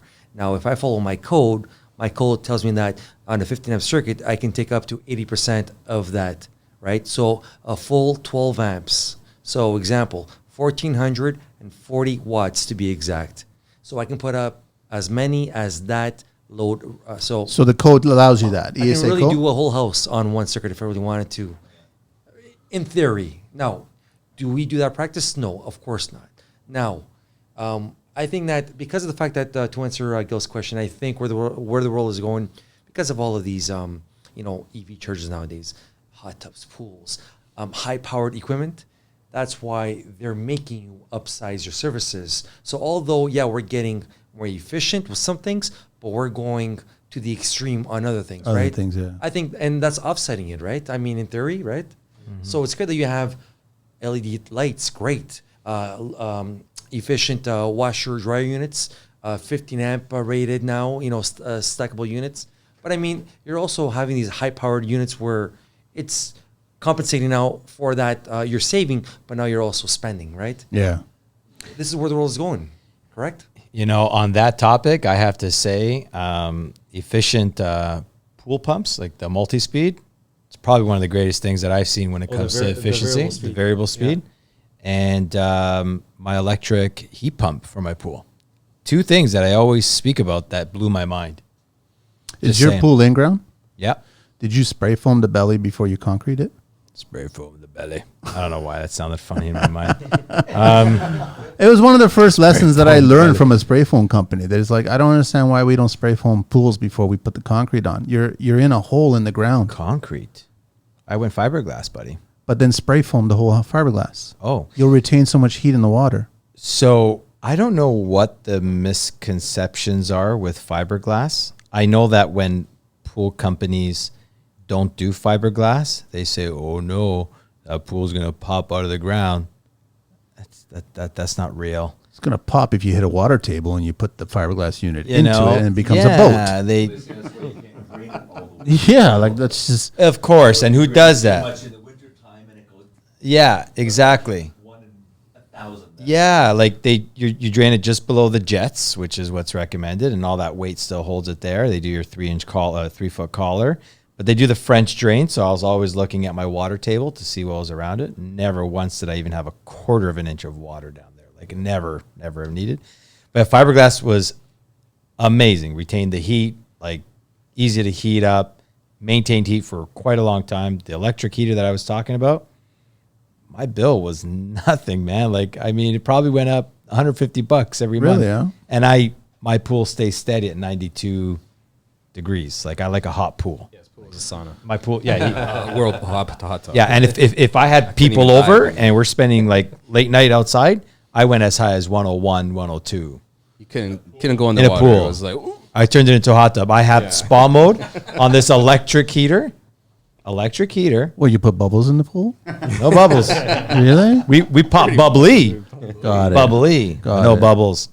But anyways, my point was, what's great about the high efficiency pump, the multi-speed, is that I ran my pool 24 hours a day with circulation, because with the low speeds, low RPMs during high peak, and then higher RPMs during low Yeah, peak yeah. or off peak times, it was fantastic. That I have to say, as far as that stuff goes, I remember when I had it running at like 1800 RPM, it was a 250 watt draw. A Nintendo Wii draws that with its power off from your outlet. Are you kidding me? Yeah. Those devices are insane. The Remember receivers and everything. Yeah, they're Nintendo insane. Wii, they tested phantom power and it was getting 250 watts in standby. That's crazy. It's like those plasma TVs. That's right. Wow. The heat they put off and the power they suck out. Yeah. Yeah. That's insane. JP's in front of a plasma every day.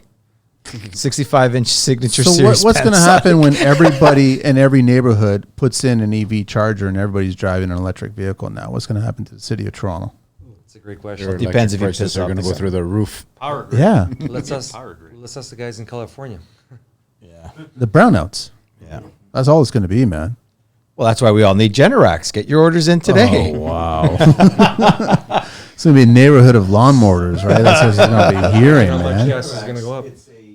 They're good for like a temporary boost, Yeah. but they cannot be used on a full Constant. Like sustainable power kind of thing. Yeah, I don't know. Like about we're that. not in our teens and the tire went flat and we left the donut on for 4 months and we wore it out. We can't do that with generators, right? No. You got to Yeah. use a temporary. So where's the future of construction, guys? Where you guys headed with Avis and everything like that? What's happening? What's the plan, or what can you share? Because obviously people are listening, trying to figure it Someone's out. smiling. I know, it's funny. We'll have our meetings in our boardroom and always trying to, come up with ideas. I think we all spoke about just being a GC For and just ourselves. managing. Yeah, I think we're trying to, bring Avis developments just in-house. Let's build Avis developments. Let's GC if we have to GC. Let's build our own homes. You know what I mean? Let's just keep it all in-house. Yeah. Forget about, you know, even having clients, you know, let's just be the next builder. Let's just be that next green park type of, that's what we're trying to build So here. spec building. Yeah, we can call it spec building and even possibly, you know, mini subdivisions, you know. Tarion. Yeah, I know. That's the other thing we yeah. started speaking about. Now we got to worry about Tarion. That's the or deal with hurdle. Tarion. That's the hurdle. That's the big hurdle. So Not a fan of Tarion. yeah. So I At don't think all. any builder is. I don't like Tarion. Tarion is not an issue. Yeah. no, not No, at the all. issue is originally to get set up with them. Yeah. It's a whole process, Just right? depends. No, that's easy to do because they want to give it away. The issue I have with Tarion is they hold back part of your profit at their discretion, That is true. Yes. right? Yeah, because they have to fund. Well, they have to have a situation. slush fund. It's no different than you walk into any condo in Toronto and their maintenance fees are higher than your mortgage sometimes because they have to have a slush fund. So whenever the building starts to deteriorate, which it will, they have to be able to fix it. So Toronto's got some, and same with Vancouver, they got some of the highest maintenance fees, right? So it's the same thing with Tarion. You built it, it could be perfect, but they have to have money on the side just in case you didn't build it perfect. And then Yeah. you got a client who wants to dispute or say something. And then they have to figure out, well, who else is going to come in here now and fix it? So we have to take this money that you're supposed to get Yeah. and give it to them. Absolutely. How long does that process, like 2 years. that they hold it? Yeah. They said it's never 2 years, but it'll be a year Yeah. at least. But the point is that if you build one house and another house and another house, now you're rolling that 1 year to another year to another year. It makes sense for big builders because they've got a huge subdivision and they already got into the racket already. Right. So they're collecting money from years ago and then they move it. But you guys getting into it, that's going to be a challenge, right? But even a lot of builders nowadays, they actually hold like sort of like a little slush fund. They like do. a 400. And customers, when they buy new homes, they're supposed to give it back to you. I think within 3 or 4 years. I think it's like $200 to $400, something like that. But customers forget, and if you don't request it, these builders never give you back this $200 $400 or whatever the case may be. Customers selectively forget. They I think remember. it's just the time passes by that they completely even forget about it. Yeah. Some of them, anyways. It's no different than your extended warranties on your appliances. Right? Absolutely. You're supposed, those warranties actually you'll get your money back if you don't use it in the 5 years. Yeah. Or the But warranties nobody remembers, and everyone just doesn't put a reminder on their Or the calendar. warranties if you buy, on you pay on your visa. or if you pay on get your it visa, done at people a completely year, forget about and that. everybody forgets that. Yeah. But that's all the fine print you got to read and just look into it, see if it's okay, right? You got to look at the grocery list. Bit by a shark in the Caribbean at this time. This is okay. All right, you're covered, right? But you know, A some lot of cards tracking not. on that, yeah. We need more Karens in our life to read through the fine print. But for even us. just the setup with Tarion, it's a process still. It's still like Well, I don't like any waiting entity that doesn't serve a purpose. So they Absolutely. talk a big game, but they don't They don't do deliver anything for you. Yeah, They don't do anything for you. other than just basically force you to do something that you don't really want to do. And then also they get tied in with the banks, and then clients have to get their mortgage build loan. Exactly. So as per you milestones, and then you'll get paid. So it's like now as a business, you're funding their build, which is not what we want to do at all. But Yeah. we're also funding their build at the request of Tarion or Build or anybody else, right? And it's because of the funds that are being drawn. Absolutely. Absolutely. So find homeowners that have this fund already, and they don't have to worry about that stuff. But that's a challenge too, right? That's a challenge as well. So where's the future and everything, guys? Like whatever you got a cross section here: plumbing, electrical, home automation, HVAC, and homes. Like, are we I going to always see said the I wanted to be Jetsons the or next what? Plan group, you know what I mean? The Yeah. next modern Niagara, you know, that was like the goal. Let's just build this team. Let's just be that next level, you know. Let's just be the next big, massive group. No one can touch us. New cannabis store? Avis Cannabis. You know, it's funny. We There's have too friends many of always. them. Those anywhere. We have friends that are always coming up with, hey, why don't you open this? Why don't you start this? Avis Why don't you start this, landscaping. Avis this, and Avis that? It's like, come on, guys. Our pockets can only go so far, you know? They're only so deep, you know? We can only start so many businesses. What kind of things are they suggesting? Yeah. No kidding. They were That- saying for Avis, the car That got me into College Park parking one day. I was whatever, man, just in my unmarked van at the time, and I was going in, hit the little speaker box, the intercom, like, yeah, who are you? I'm like, Avis. I'm thinking they're not gonna know who I am. I'm like, oh yeah, come on in. I'm like, oh, the rental car company. I'm like, mint, free parking, and I got in. College Park. College Park. Did some work in there. Okay, so you guys want to share what you like about each of the trades? Whoever wants to hit it first, I can go on all day. I'm just. Would you guys ever swap? Like wives? No. Oh. Trades. Trades. Yeah. No, I would never. You don't want to be a plumber, electrician, HVAC? No? No. No? No. I respect all the trades. Yeah. And maybe not in a certified way. I know how to do a little bit of them all because I'm just handy. But I'm passionate about automation. Like it just spills out of me. I can't. Like I daydream it. Like my wife's talking to me about some stupid show, and I'm thinking, how are we going to run that line there? Like, she's like, oh my God, see what happened? I'm like, what? She's like, you're watching the same TV show. I'm paying attention. So yeah, I respect all the trades, but I'll never change automation. That's my heart. You guys want to swap? No. You driving a Porsche yet? Every plumber drives a Porsche. I don't know what it but is. your employee is. The employees get paid more. Holy. So I wouldn't trade. I love what I do. Yeah. Yeah. That was the go-to trade when you started? Yes. Yeah. Yeah, right at high school. Not even before high school. That's what I wanted to do. Bruno? Honestly, I started off after high school. I was actually a laborer for a masonry company, just serving brick and mortar for about 6 months. That's fun. In winter? With all the tarps and all the gas propane tanks going, it made for a very warm and like fuzzy feeling, right?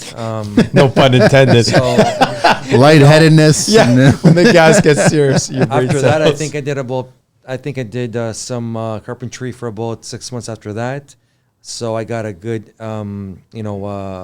experience when it came to residential, framing, and which helped me become, very book smart when it came to like retrofits, right? What's a door header? What's a jack? What's a joist? What's a TGI? I mean, any little information that you can get in construction is always going to benefit you, right? Yeah. The more you know without looking in the wall, without having to smash a piece of drywall out, it's just going to make it that much easier and cleaner and so forth, right? So I agree with you, and it's a good point you brought up because I think every trade should have at least a basic understanding of structure. Yeah. Mm-hmm. And I'm not knocking all you plumbers, but you guys just cut through, and same with HVAC. You guys just cut through whatever you guys see. They're you like, guys, we're a necessity. You're the beaver of like construction, man. Just like cut right through it, man. They're the woodpeckers, man. Just cut it. Don't worry. It's engineered lumber. Just cut it. Just cut it, man. So I think every trade It was made by an engineer. They know what they're doing. It's going to be It's tough. engineered with a hole in it. So what's the big deal? Leave it alone. No, sorry, Bruno, but it's a good point, man. The one thing I am going to say about Avis Group and all the partners here is the vision that we have, and it doesn't matter what department we're in, doesn't matter what field we're in, doesn't matter what license we hold. We have one simple vision, and that's we do it right the first time, not the second and third time, Good. right? So that's and the quality we can't be compromised, right? So just even if it's going to take an extra $1 out of my pocket, just make it right, do it right, and that's it. Period. Yeah. There's nothing else to say, right? That's right. So. Yep. HVAC? I don't know. I can't see myself doing anything else. Anything else? No? I literally grew up into this field. See, I'm envious of you guys because you guys have the electrical ticket, you have the gas ticket, you got the plumbing ticket. You piss everybody off, right? Yeah. That's basically what it is. Yeah, I mean, I started working with my dad, and summers I was like 15. He was a master electrician, refrigeration, heating and air. So I did a lot of electrical. I spent my teenage years until I was in my early 20s doing service, running line, doing all electrical. And one day was electrical, one day was heating, one day was refrigeration, you name it. I kind of fell into it with my father and started the business, So I was always in it, and I can't really see myself doing anything else. Although I like working with wood. I always thought if I wasn't a heating and air guy, I'd be a carpenter for sure. Yeah? Yeah, I like building stuff too. But HVAC's it's been my life since I can remember. Going with my dad at 14, hey, come on, let's go come with me and do some service calls, estimates. I was with him and learned everything basically from him, and I've done heating and air basically more than half my life, right? So I can't really see myself doing anything else. Nice. But yeah. Gentlemen?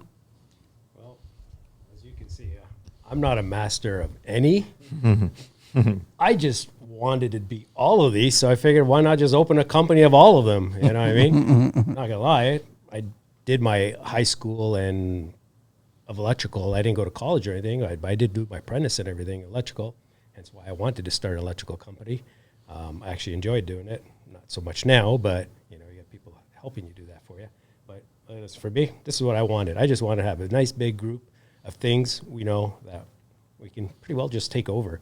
So just something I enjoy running the businesses. No offense, guys, I really do. Yeah. No, I'm not on site with you guys. Yeah. But I love being on the office side, just Yep. handling the stuff in the back end stuff. And I always tell these guys, let me be your bitches. You know what I mean? You need me to run out and grab something, I'll run out and grab something for you. You need me to help you on site. Maybe I might see something you don't see. It's always good to have a second, third eye on site, right? Paul likes Well, to that's buy a huge. lot of vehicles. And I like to buy a lot of vehicles. Our parking lot is full. We are ready to go. So anyone who's looking for a job, you've got skills. Let's do this. No, but that's huge. That helps us. That Yeah. just having Yeah, that. listen, knowing that we have again, that. these guys, while they're on site, hey, I'm calling the decal company. I'm calling the outfitter company. I'm dealing with the dealer. I'm dealing with, whoever it is, just to let's get the process going. Let's just get it done, while these guys focus on site and worry what needs to be done on site or with the customers or quoting or whatever. Let me deal with the dirty work on the back end. I love sales. I pretty well started in retail at 16 or 17. I was working in Duffer Mall. Selling shirts, Dufferin suits, Mall. ties. I was top salesperson all the time. No matter what job I went to, I was always the top sales guy because I really, really enjoyed sales. You know what I mean? And I always had this thing about I want to be always the best of the best of the best. I'm not trying to say I want to be better than somebody, but if you're my boss, I want to be where you're at. I want to be you, or better than you, That was always my drive. So, and I know Dennis in the beginning was like, he didn't feel that I can sell. He's a great salesman, by the way. But, I think I'm great at what I do. I've helped develop the company to where it's become, or all the companies, become where they are now. And, I got connections. Everybody here's got connections, but, I'll always use my connections to bring business into all the companies, and this is what we're all about. Gil might go onto a job. Hey, he'll sell plumbing, HVAC, electrical, automation.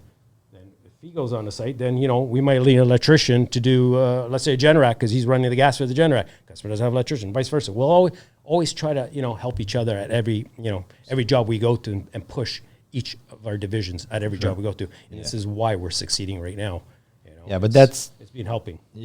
One thing about Paul is, so Paul was with the Avis and Concepts from the beginning. We're the first two partners. There's nothing he won't say no to, job-wise. Doesn't matter what it is, we're taking on it. Small, big, it doesn't matter. If it's a challenge, I'm on. While I'm on it. while we're addressing something head on, I'm in the background asking 3 million questions because I got OCD. Yeah. He's going head first. He's going right at it. And now, since electric, plumbing, or whatever, so Paul is day to day with electric, formally, or what he's wearing. But in the background, he's building and running the back ends of all of them. On a site with Gil, on a site with Michael. Bigging up promotions, getting clients for the marketing side that say, hey, I see what you guys are doing with your Avis stuff. Paul's like, well, we can do this for your company. Paul's wearing a sales hat every day for different companies, whereas I'm doing sales for Concepts. That's my passion. That's what I do. So there's one thing about this guy it doesn't matter. He's going for it, and you're not stopping him either. He's going. I'm not afraid to take on anything. I tell my wife, people can push me down as far as they can. They can try to put my foot in the grave. I'll make sure that foot comes back out. I'm a fighter. I tell my wife that all the time. Don't worry, I'm a fighter. I will beat everything. Arrive can. I don't give a shit about Arrive can. You know what I mean? I got back from Portugal. Delete. You know what I mean? See ya. Good luck getting a hold of me. You know what I mean? No quarantine, no bullshit. Get out of here. You know what I mean? So I'm like that. I don't give a shit. You know what I mean? I'll fight for my rights. I'll fight for everything. I'll fight for these guys, whatever it is. Yeah. You know what I mean? That's why we're all partners, That's why right? we're here. That's it. partners. Yeah. Love you guys, man. And Gil? No, I would never change what I'm doing. I started at 15 in the summers, framing homes with my uncles. I'll never forget that. And, the old school Europeans, they would just kill you in every which way. I started in the times before any guns or anything, anything like that. So the first day they actually put me in a basement nailing the bridging on a man-made bench, and the basements with all the stone and everything. Yep. Falling all over the place. Got home, I couldn't even feel my wrist. I like my trade because I got to know a little bit of every trade in a sense, which helps me a lot. Like when I walk into a house or something and you catch on to things, you'll see why that box is there, what's behind there, where a lot of people don't, right? You guys got each other's backs, eh? Exactly, exactly. So 100%. if I That's notice big. something that, if they don't notice it, I like that's behind that box. I could tell that that's there. Yeah. Just from experience and from the years of doing it, which helps out a lot, right? In general with a lot of things. So, yeah, I love what I do. I would never, ever change it. So one last question for all you guys before we wrap up, and I got to get to the 12 questions of construction. Any words of encouragement for the next generation of trades that want to get into your trade? Mike? For future plumbers out there, what are you thinking? What's the one statement Put that your you, time in. That's it? Yeah, you're put your time in. When I first started, I was making $11 an hour as a first year. Actually, I was a helper for 2 years before I put your time in. You're not going to get paid what I get paid. Put your time in. If you put your time in and you work hard, then yeah, there's a bright future for all the young generations out Especially there. now, right? Yeah, Especially absolutely. now, It's we all know it's hard to find a plumber or electrician or HVAC guy. Yeah. A good one. Yeah. If you're at home right now and you're looking for work, you're probably not a good tradesperson. Yeah. Oh, yeah. That's 100%. I'm sorry to say it. Yeah. Actually, I don't care to say it. It's the truth, No, it's true. right? Yeah. But the younger generation, yeah, just put your time in, work hard, prove yourself, and you'll have a job for life. Yeah. Bruno? I mean, to add to Mike, I guess the young generation, they feel like they're entitled to something before they even earn it. How about you just shut up, do what you're told, work hard, show up on time, and you'll get what's coming to you. Like, you'll get what you deserve. Don't feel like just because the government says, I got to pay you this much money, that you deserve this much money. Yeah, I get it. It's just paper, right? But, I grew up working for old school Italian guys, okay? And these guys over here, these guys were like throwing inspectors into the drywall, saying "Porco Dio Cani." I'm gonna, you know what I mean? Like, these guys, they just didn't give a crap. Yeah. Okay. That's my generation of when I grew up as an apprentice, and I was like, wow. Like, now you can't say nothing to any worker. You got to be careful how you say it, because they're gonna be emotionally, maybe unstable. You're gonna hurt their feelings. I mean, Trigger words? It's true, man. It's You know what I true. mean? Like, You it's just, gotta careful what you call them. you just can't, the way that we Identify were them. brought up, in the sense that how I took more of an abuse, not like physical abuse, more of like just, hey, put your big boy pants on, suck it up, and just do what you gotta do, man. you gotta do, Yes. Like, shut up and Yes. work. Yeah. You know what I mean? Yeah. That's it. Like, That's it. Yeah. I think where I'm seeing the future is, we just need to like pray to God that our kids aren't as like, Dumb? not dumb. I'm gonna say as spoiled, because it feels like our generation and your generation, which I mean, in the past 20 to 30 years, it's going nowhere but downhill. Yeah. Okay, it's really scary to see where the future is going, because, like you're saying, shortage of workers in general. Doesn't matter what trade you're in, shortage. Okay, how long have we had an Instagram post for licensed electrician? Oh, my God. Like a year, two now. Everyone Nothing. wants to be a TikToker nowadays. Yeah. And then they want to come over here and get paid licensed wage before they even get like to their green card. Like, And then they want to graduate to OnlyFans. That's right. 100%. Be on their phone all day or take 20-minute We were talking about that today, man. 20-minute shits. Yeah. I mean, sorry, I getting rattled here, but You know what, Dennis? Why Yeah. can't you come up with a device that blocks the phone, like it's in the toolbox somewhere? It's a handle or something like that. Like I've seen it in movies, man. I don't Where understand. they block the phone from yeah, working? the you mean? signal. Yeah, so they can't get any signal at all. So that as long as you're walking beside this device, they don't get anything. That part I don't know. I don't know. But I'm getting rattled too. Yeah, just This phone thing. So for Constantly checking it. kids out there, like, And maybe it's- keep the phones in the car. I brought this up, man. I went to my favorite chicken Yes. place, and the kid was chopping up the chicken so slow, and every so often checking his phone.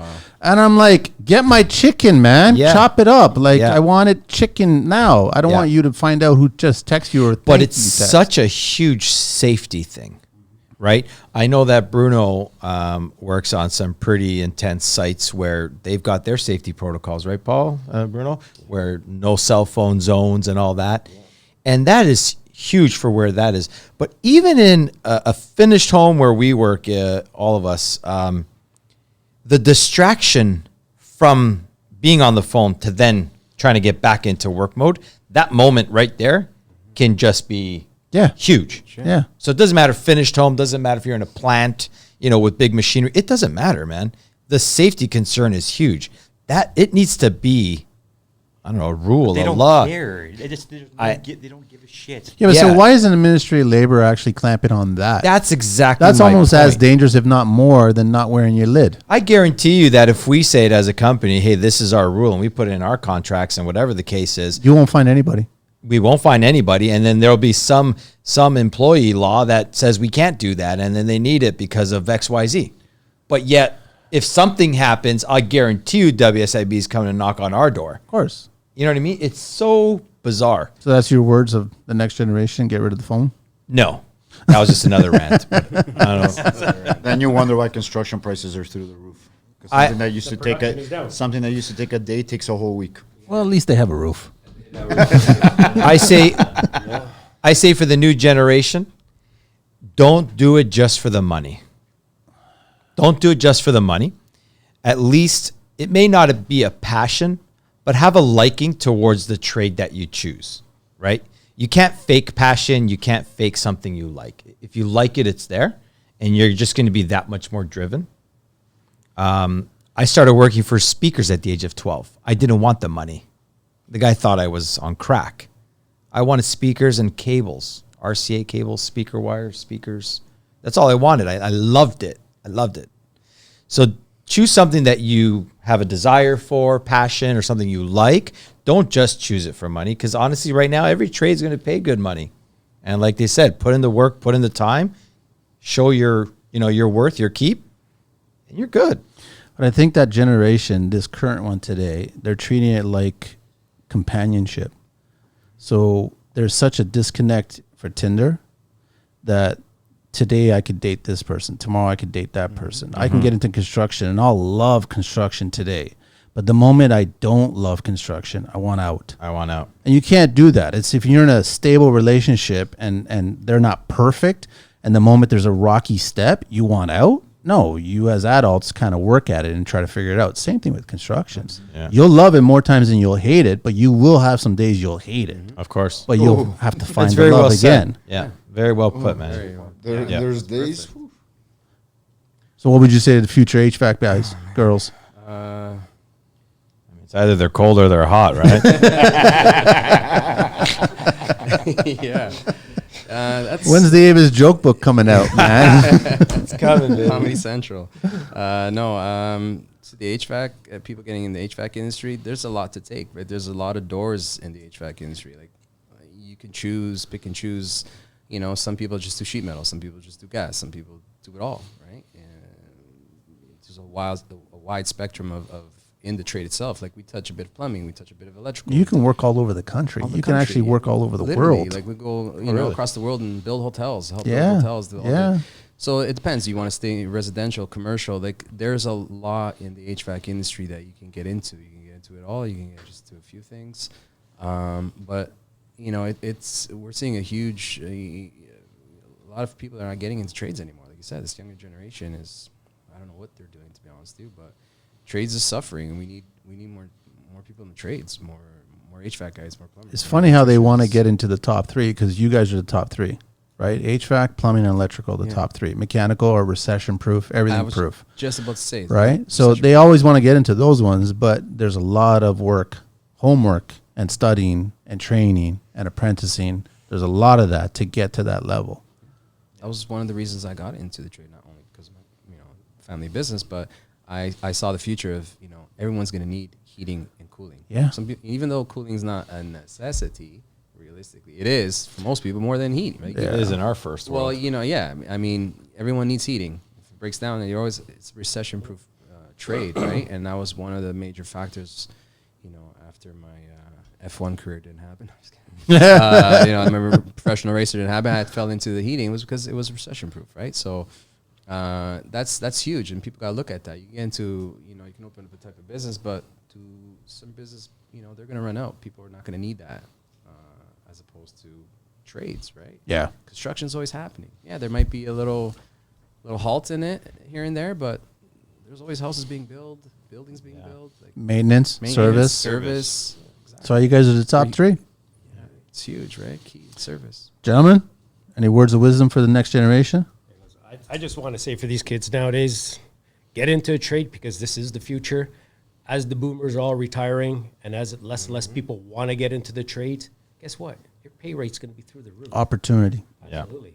So you guys that are making $50 an hour right now, these kids are getting in the trade 5 years from now. They're probably more likely to be making $60-$70 an hour, or in 10, 20 years from now, who knows how much they're going to be making. It's a no-brainer in my books, So, definitely get in a trade because that's Mike, the what next was your boom. college? How much did it cost you? Total. I think $1,200. A year. So my basic was, I think it was 400 or 450. But all your schooling, though, how much did it cost? Yeah, $1,200. What are you talking about? Yeah, of course. You gotta pay to you gotta pay to get in there. To get into school, you got to study, but you're studying. What did it cost you? There's an $1,200. apprenticeship program which the government subsidizes. You're, if I'm not you're mistaken. really tuition? Yeah. Seriously? Yeah. Yeah, there's no Wow. problem. That's why a lot of these kids nowadays are coming out of high school, going to college, paying 100,000. for college education, where To a lot find of the themselves. plumbers, a lot of electricians are going in for their first and second year in school, where they can come straight out of high school. Kids, how would you like your first paycheck to pay off your tuition dues? Yeah, they don't get that. I think it's the school system is just brainwashing these kids. Go to university or college right after you finish high school. Meanwhile, they can jump into a trade right away with zero debt and start making money right away. Yeah, and when you're when I was in trade school, the government pays you to be there. I think it's like 70 or 75% of You your get unemployment wage. while you're in school. Yeah. So you're actually getting And it's paid to be only- in Is school. that the same for HVAC? And not the same. Yeah, Yeah, really? All the trades are the same. Yeah, I didn't go to trade school. I went to occupational. What was it? Well, basically Highmark trade school. Okay. I was already working in the business, so I was like, there's no point in spending 2 years in trade school and college. You could take that route as well, right? You can fast track it basically. Got it. There's a trade school basically. Shout out to Rick from Highmark. That's my boy. That's gonna get throughout edited the out. years, he sent me a lot of co-op students. So Nice. I did a co-op. Basically, it was a co-op program where I worked 1 week in the field and 1 week here in class. So Paid or not paid? not depends. Like if you're already Depends on- if let's say you're already hired, you're already working, and you don't have your license, and your employer says, hey, you got to get your license now. It's Especially funny in how HVAC, you there's a need- lot of opportunities that we don't know about and these right? kids don't know about, but they're out there. So let's say they don't want to spend 2 years in school. Yeah. If they cram up basically a 2-year course into 4 months, and you fast track it, basically Yeah. you're 1 week in class, 1 week you're in the field. So you're learning a bit of theory and practical, Huge. which goes a long way. And I had co-op students throughout the last 10, 15 years from Highmark who I hired, who were great at what they learned, More picked up quick. good than not good. Exactly, right? And then at the same time, I'm learning a little bit of theory because you're always, codes are always changing, Yeah. right? And if you're not always up to codes with, again, if you're not always reading and keeping up with these codes, sometimes it slips, right? Unless you're talking with other trades guys. I got a lot of friends in the trade who I talk to on a regular basis. We all help each other out. Hey, what's going on here? Or, hey, have you ever done this before? I'm always learning. Like, Yeah. I'm not here saying I know everything in the HVAC industry. The HVAC industry is always evolving, always changing, always learning new things, new codes. Oh, before we were able to do this, now we're not, right? So it's good to have the good connections with guys in the trade that are doing the same thing as you. And I think these kids going now, leaving high school, should either, again, if they want to go to college and go to trade school for a year or two and get their, or do an apprenticeship, it's great. There's a lot of different ways that you can get into a trade. Yeah. Right. So it all comes down to your position. Yeah, we have our share right So now share, with co-op yeah. students in our I was just company. going to say, so we actually have 2 apprentices one second, one third. And our third year apprentice, which is our first apprentice with Avis, Nick, he actually was referred to me by one of my old coworkers when I used to do high rise at Mayfair. And he is now an instructor at Humber College. So he calls me up one day, hey, Bruno, I have this guy. He's really smart, best student in my class. He's looking for a placement. Do you want to take him in? I'm like, you know what? Give him my number. We can talk. We set up an appointment. And his resume looked pretty good. And you know what? He's still here. Yeah. 3 years later. Wow. He's kicking butt. We have another apprentice that good. I had as a co-op student. And I used to have a program with Georgian College where I actually hired co-op kids on a paid intern, correct? And so, you know, it was minimum wage. They got to learn. They also helped me out. They It was get like an paid? assistant, right? And they got paid. So they made some money learning, getting an education. I mean, credits. So, I mean, they do offer great programs. There's a government, government-funded courses that the government will actually pay you, like Mike was saying, that they'll actually pay you to take this co-op course, right? So, I mean, why would you not want to get into a trade? They're basically paying you to, you know, apply for a skilled trade. And we get So, a I tax mean, credit too. That's right. You get a tax right? credit. Bugs, Yes. tools, Yeah, everything. you get a grant. Like once I finish basic and once I finish Mike, basic, grab the mic. Mike, grab the- once I finished basic and then intermediate, I got a grant of $1,000 each time. When I got my license, it was $2,000. If you're a woman getting into the trade, I believe it's your basic, intermediate, or $2,000 each. That's correct. And I believe it's when you get your Red license, seal. Yeah. it's 4,000 Yes. for women. What, they get more than men? Yeah. Oh, I have to. There's the equality There's there. equality there. Well, you know, well, That's it's just- a No, journey. that's It's good, a that's good. it's a You know journey what? person, Yeah, right? You know what? That's good because there's not a lot of women in trades. It's just I guess an blame them. incentive. absolutely, But yeah. again, Great, I'm actually. basic intermediate. I was there for two months each. You know, Well, first basically, year and you a half. didn't rack up tuition debt. You didn't have all this Got paid. debt No, I got to learn the yeah, and I got skills that paid. you're making money from Yeah, and I now. got paid, and I actually really enjoyed it. Wow. Right, so like, I think there's that Humber does a course where it's like you learn all the trades. I think it's a year program. I think it's like $5,000 or $6,000 for that program. Why waste that money? Just go into a placement or just pick a trade and just. Because everybody wants to be the GC. That's right. And you know what? When you go to high school, listen, I went to a high school, it was a technical high school. They sort of made you do all different trades. So I learned how to do electrical, mechanical, which is what Mike does. I actually built my own air conditioning unit. And I did auto shop. I did woodworking. And this gives, you know, the kids an idea of which way they want to go in life. If you're going to go to technical school, What school was it? it was George Harvey. Oh, I know George Harvey. Yeah, on Keel Street. Yeah. So I went there and We had a full metal working shop. yeah, Woodworking, yeah, automotive. That's Do they still everything. have that at George? Yeah, they still have that at George Harvey, as far as Good, I know. good. I know they're slated to close that school down and they're gonna build condos or something. Oh, that's right. Because we don't have enough condos in Yeah, this fucking yeah, city. that's good. yeah. That's good. I was Yeah, I'm looking forward to Yorkdale. yeah, there you go. 20 towers going up right now. It's Yeah. good for our industry because there's lots of Keeps us work, busy. but it's going to be ugly looking. Yeah. Gil, your last words of encouragement for kids coming up? My encouragement to kids is it's kind of hard because the schooling system right now tells them all to just go to school, even if you want to be a GC or I thought you were going general to say don't be construction. afraid of the backhand. Or don't be afraid of the backhand. Never be afraid of the backhand.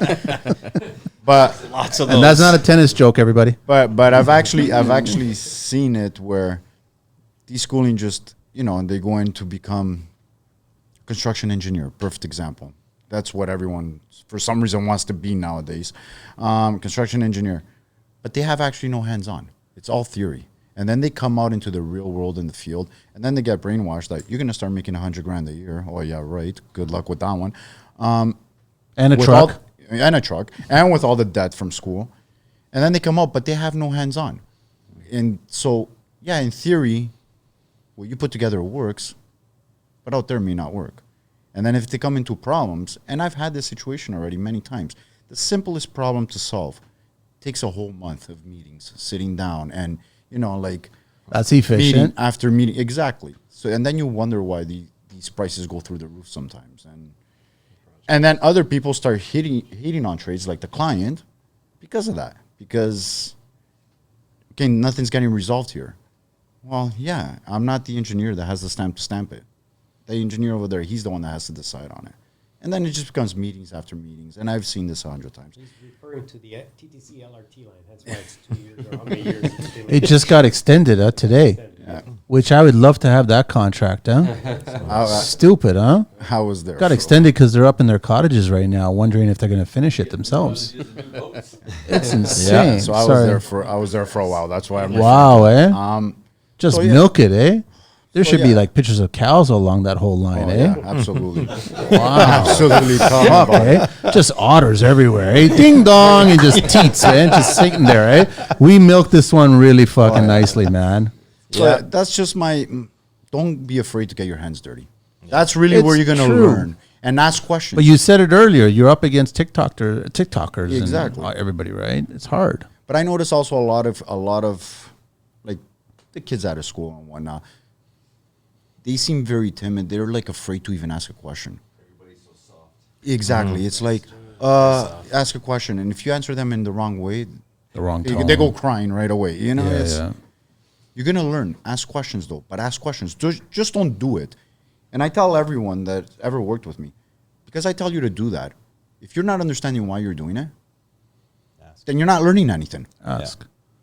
Ask. But also have the common sense to ask at the right time. Absolutely. Do not ask when the concrete truck is there and you've got a caravan of wheelbarrows Exactly. waiting. I've got a question, sir. Yeah, yeah. No, that's not the right time to ask, man. While we were waiting for the concrete truck to show up, that's when you could have asked me, man. Right now is not the time to ask. Grab a wheelbarrow and get going. All right, one more question that came up to my head before we got to wrap this up because it's getting long, and this can go on for a long, long time. But I'm trying to figure out what color tool here because you got three of the similar. You guys will all be fucking red, to be honest.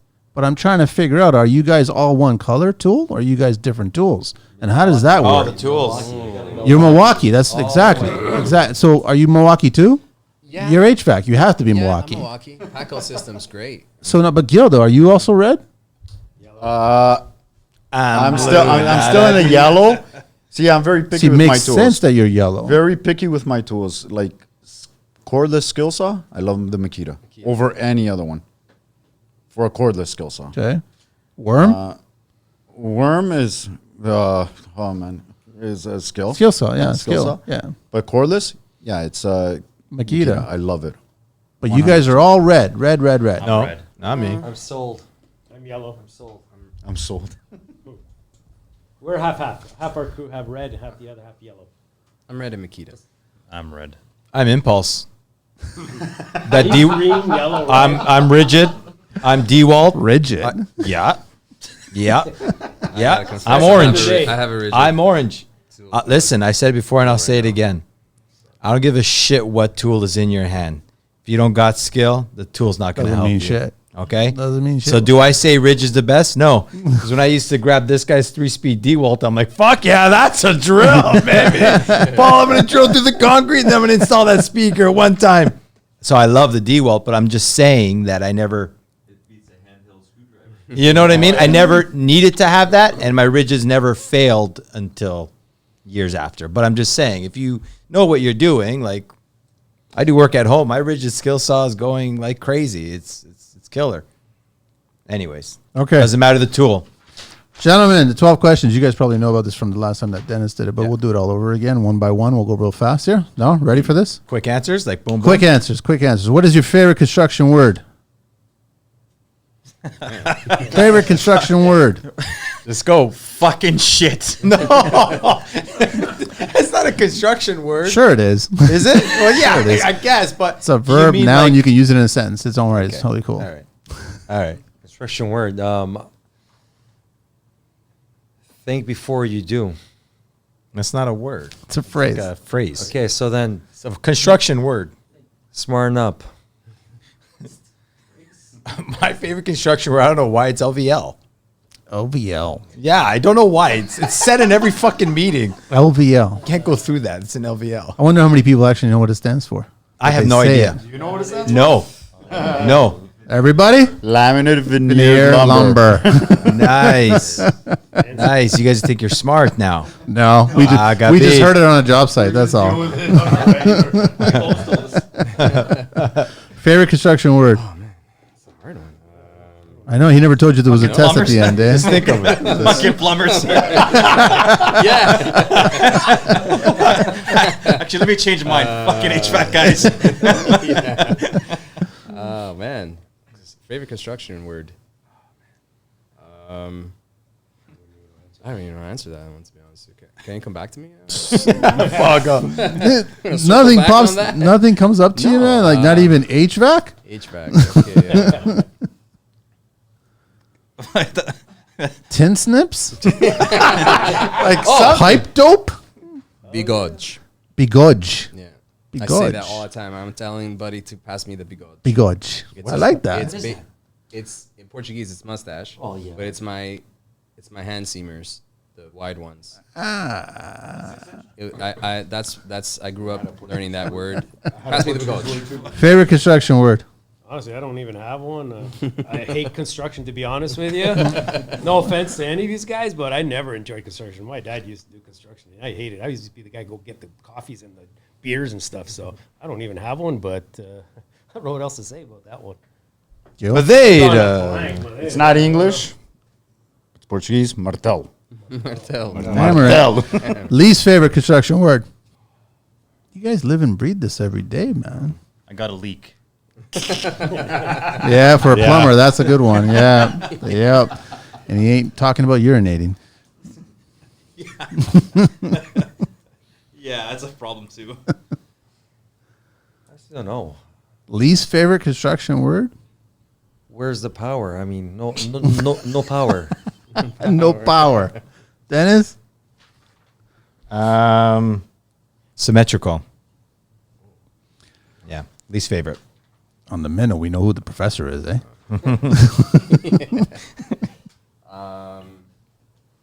Trench. I hate trenches. I hate getting my hands dirty. So All right. Attic. Attic. Oh, that's a good one. Summer or winter. yeah. huh? I fucking love the attic. What turns you on in construction, gentlemen? What excites you? He's got his lighter in his head. I don't want to know, man. What excites me? Plumbing. Plumbing excites you? I guess when the drain's clear. Nice. Nice. All right. Okay. Flows down. This is the first question that I can actually answer, but it's got to be lighting for me. Sorry? Lighting. Lighting. Cabana builds. I just love the smell of the wood, the cedar, the TNG. When it rains? I just love walking into a site and that cabana is being built. Just, Beautifully installed furnace and ductwork. what a geek. NAC with nice AC lines, nice and straight. Yes. happy customer. That's it. Finished build. What turns you off in construction? In construction or plumbing?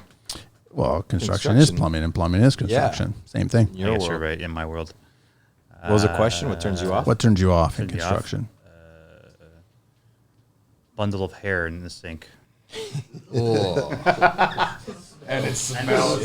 I would say white mice, but let's just stick with hair. White mice? They're still white inside there? Yeah. Really? You know I'm not referring to white. Oh, now I know.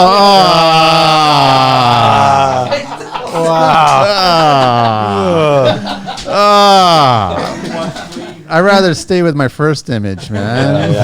Oh, little white mouse. The red eyes. Man, you had to bring that up, man. Sorry. Jesus. Honestly, my biggest pet peeve is when painters or mudders, for that matter, like to paint or mud right over outlets. Yeah, that's huge. That's huge. You said what turns you off? Like what? Fake timelines. Fake time. Unrealistic time. Unrealistic, blowing smoke up your ass. Clients moving in next week. We need you here tomorrow. That kind of stuff. I see it now right through, the conversation, and I don't even react. Hate that. Turning me off about construction.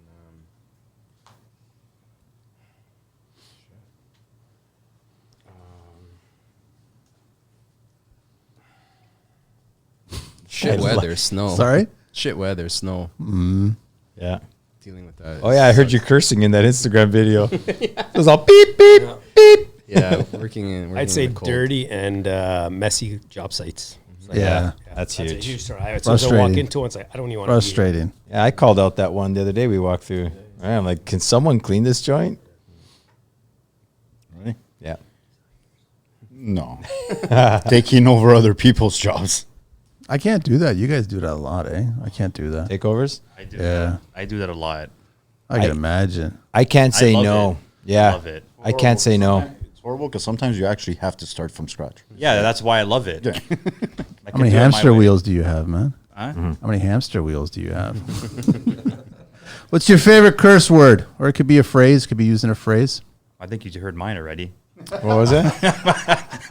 Ninja. That one? That's Joe's. My favorite curse word.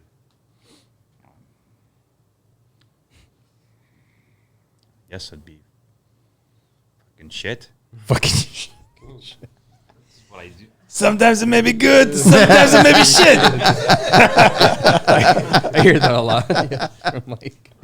Oh yeah, That's been your tagline lately. Sometimes it'll be good. How's business? Sometimes it may be good, sometimes it may be shit. yeah, it is actually. That's Yeah, you've been saying that a lot lately. Honestly, I just like saying carajo a lot or fodas. Yes, that's Yeah, accurate. That gets right to the point. Yeah. Mine is fuck me. Holy fucking shit. I don't even know what to say on that one. I pretty well said them all. You got nothing? I got They said it all already. Mine? Who in the fuck did this? Yeah, you did say that. Yeah, Who in the fuck did this? What is your favorite vehicle? Anything in the world? G-Wagon.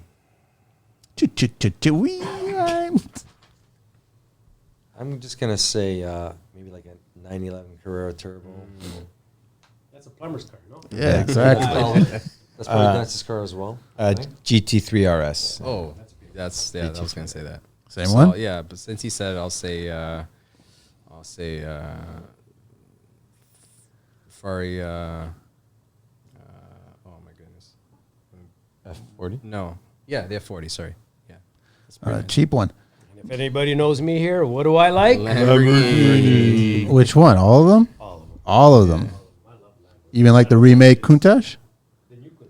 Oh, I didn't know they redid it. Yeah, they redid Looks it. like the old school. I don't. I don't like it. I still like the old one. Gil? To be honest with you, a Ventador, but I'm happy with something that takes me from A to B. Very well said. Very well. Least favorite vehicle in the world? Oh, Somebody say Tesla. What's that? same answer as last time. What was that? Oh, No, don't worry about me. Worry about you. the Toyota Yaris. Is it Yaris? Oh, yeah. Yeah. That's a good one. How many clowns can you fit in that thing? eh? I don't know. I mean, I don't like small cars. I mean, Swift. Swift. Suzuki Oh, Suzuki Swift. Right? Yeah, Why do they even make? Why do they make cars? Like, why do they make cars? I said it before. I'll say it again. Subarus. Sorry. Any Subaru? You hit the nail on the head last time because you're like, do you hate the car or the Karens that drive Or them? the person driving And I it. think it's the majority of people driving them. Yeah. And I recently showed it to my wife, and now she's hooked on it. We see a Subaru, she's like, oh wow, Karen, And oh wow, Karen, she's like, how did you know this? I'm like, I don't know, but I can just tell. The main one is that Outback. Hate them. Oh, that's pretty. Hate them. I'm gonna say the Nissan Leaf. Nissan Leaf. Yeah, when I see a Toyota on the road, I already know it's not going to be good. So it's not the car; it's the people that drive the car. So to me, I'm going to say Toyotas just because of the people that drive the cars. Yeah. Horrendous drivers. What is it with Toyotas? I'd have to say the Pony. Hyundai Pony. Even though I had some good times in a Pony. Oh, Hyundai Pony, man. Yeah, Hyundai Pony. It comes in rust. What construction sound or noise do you guys love?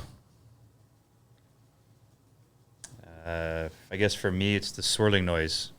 Like when you pull the sink, and then there's that swirling noise. Oh, the whirlpool. Yeah. Yeah. It's actually pretty The cool. suckage, and that is that.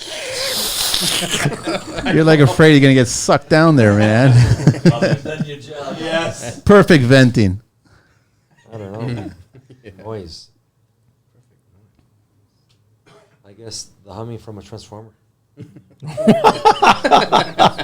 It's soothing. That you love. It's soothing. It is. Okay. So I don't know what the technical. What did he say? He finds it soothing. I don't know what the technical name is, but I was at a condo today, and I used the sink just to wash my hands. And then there's like this hydraulic type of thing that happened after I turned off the water. I don't know if it's some type of water type of That's pump, a plumbing question. I don't know what that is. but it was like a robotic sound for water, and I love it. It was in the furnace room. It's a powered valve type of thing, and I turned off the water after washing my hands, and I just heard it. And yes, oh, is that the solenoid? Yeah. Favorite sound. Wow. Favorite sound. In So love. favorite sound in construction.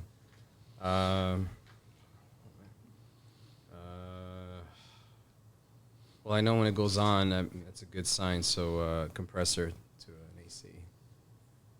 You know, we don't have to stick with something in our trade. Everybody is. I would have Everybody said like a has. nice Bang & Olufsen speaker or a nice B&W. I'm not saying that. Construction. I actually said a water product. I love the sound of a nail gun when it's going pop, pop, pop, pop, pop, pop, pop Oh yeah. on the roofs or Yeah. on decks and everything. Good one. Hey. That's my favorite sound. When I hear that, it's like, Yeah, but you used the Martel. No? The Martel was 20 years ago. You took mine now. I don't know the next sound. Skill saw. I actually like the sound of skill Yeah, saw. skill saw. I It's, actually like the sound. that was my second one. What construction sound do you guys hate? Bunch of screaming Portuguese on a roof. The bricklayers. The bricklayers on the subdivision. Those are. What was the question again? What construction sound or noise do you hate? Oh, the generator. You know the subdivisions. They have That constant hum? Yeah, fuck, that's brutal, man. No, man. I think it's just because I did it for 8 years. It sucks. For me, it's got to be the quick saw. Oh, quick cut. Quick cut. Oh, Oh, man. once you get older, it gets piercing, man. Jesus Christ. I do not like it. I hate the one that goes, wee. Yeah, You that's guys it. know that one? The oscillating. Wee. An oscillating saw. Is that what you're talking about? Yeah, Yeah. that's it. The sewing machine. I hate it. Combination of the sound and your hands itself, but So, yeah, it's a shitty. It's a piercing sound. Yeah. Drilling through concrete. Coring. Coring. Oh man. Oh, but the SDS. My whole life coring that shit. 6-inch core. Yeah. Or even bigger Most- in commercial. Yes. Sound I don't like is no sound. Oh, wow. No work. From the guy who doesn't Money. like construction. Something's happening. The constant jackhammering. Yeah. That becomes annoying. Yeah. Last three, guys. What profession other than your own would you like to attempt one day? Military. Anything in the military? Yeah. Yeah. Bruno? I don't know.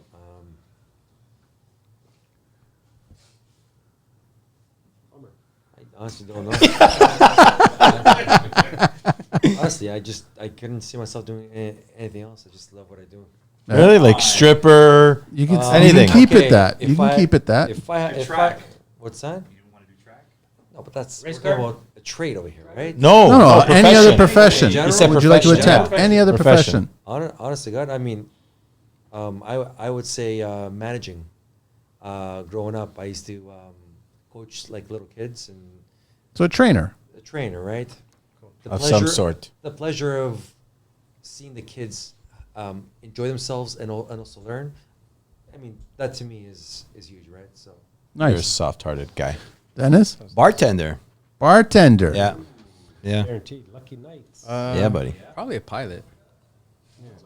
Yeah. I mean, I always wanted to be a cop. Remember that about you. A cop. Cop. Well, he looks like a freaking cop. Everyone thinks this guy's a Everywhere cop. I ever went, didn't matter where. I remember one time I went down to New York and I met a guy on my honeymoon and with my wife and we went and visited him and everywhere I went, it's like, he's a cop. He's got to stay in the car. They always thought I was a cop. And remember when we went Gotta to eat stay out in the Yeah. car. at that restaurant? As soon as we walked in, po. 5-0. Oh, we thought we were gonna get jacked that day. It's like everywhere I go, they always think I'm a cop. Yeah. Yeah, He's and got that cop I went look. one time for Halloween. We did a Halloween party at Music Nightclub. Everybody thought I was a cop. I even had a cop, undercover cop, flash me the badge, thinking I was a cop because I had an authentic cop hat. I had the vest, I had the pants, I had everything. I looked like a real cop. You name it. I even had my pellet gun, my paintball gun, in my holster. Like I was full blown. Everybody was looking at me like, "Oh, you're a cop, you're a cop, you're a cop, you're a cop." You look like a cop, I man. look like a cop. Everyone was a cop. So I always like paintballing. I always like doing all that stuff. So I always wanted to be the cop. There you go. Yeah. Gil? Race car driver. Which one? NASCAR? You going left the whole way, or you I doing would real love racing? F1. F1. That's what I thought. Okay, who wants to go left all the way, man? I thought Gil's going to be like, sing the blues. What profession, guys, would you not like to do? Ever? Anything. Wow, Not just there's- construction, anything. Well, that gets your mind going, man. There's a lot. The porta potty guys.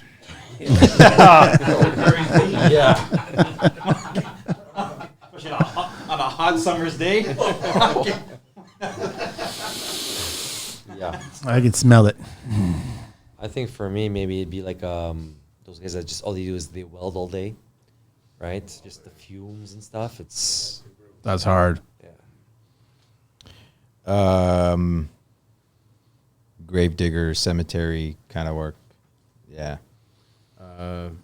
Probably a bricklayer, labor. I respect those guys.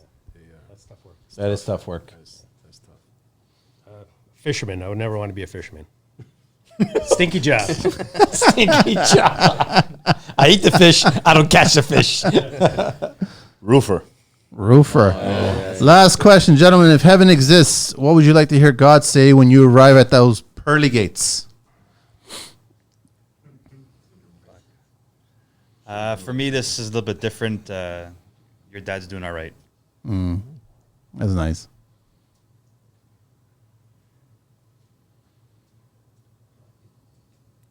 Hell's that way. He didn't even point down. He pointed sideways. Mine would be, and now the party can commence. What would I want to hear? No, when heaven or if heaven exists, what would you like to hear God say when you arrive at the pearly gates?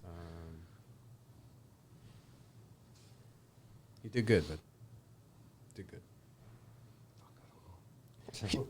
That's what he's gonna say. I don't know. I don't know. Exactly. What are you doing here? Yeah, that's there you go. What are you doing here? Yeah. Welcome home. Nice. Yeah. Gentlemen, this has been a blast, man. Thank you so Bruno's much. response was the best. Oh, really? That was that way. You want to share the deets again for everybody, all the handles and everything like that, so everyone can follow them because you guys got all separate. Yeah, so Instagram. we have separate handles. It's just going to confuse things. I think the place to start is the avisgroup.com. That's it. Yeah, there's the link to all of our Instagrams and all our websites right there. So the avisgroup.com is where it all starts, and that's where you'll find us all. And if you're looking for plumber, electrician, home automation, HVAC, GC, all kinds of stuff, man. Yeah, absolutely. That's it. Yep. That's it. We're done. We're done, man. It's only been 2 hours and 23 minutes. Yeah. Been a blast, boys. Been a blast. Thanks for having us. Yeah. Thank you, gentlemen. We are out of here.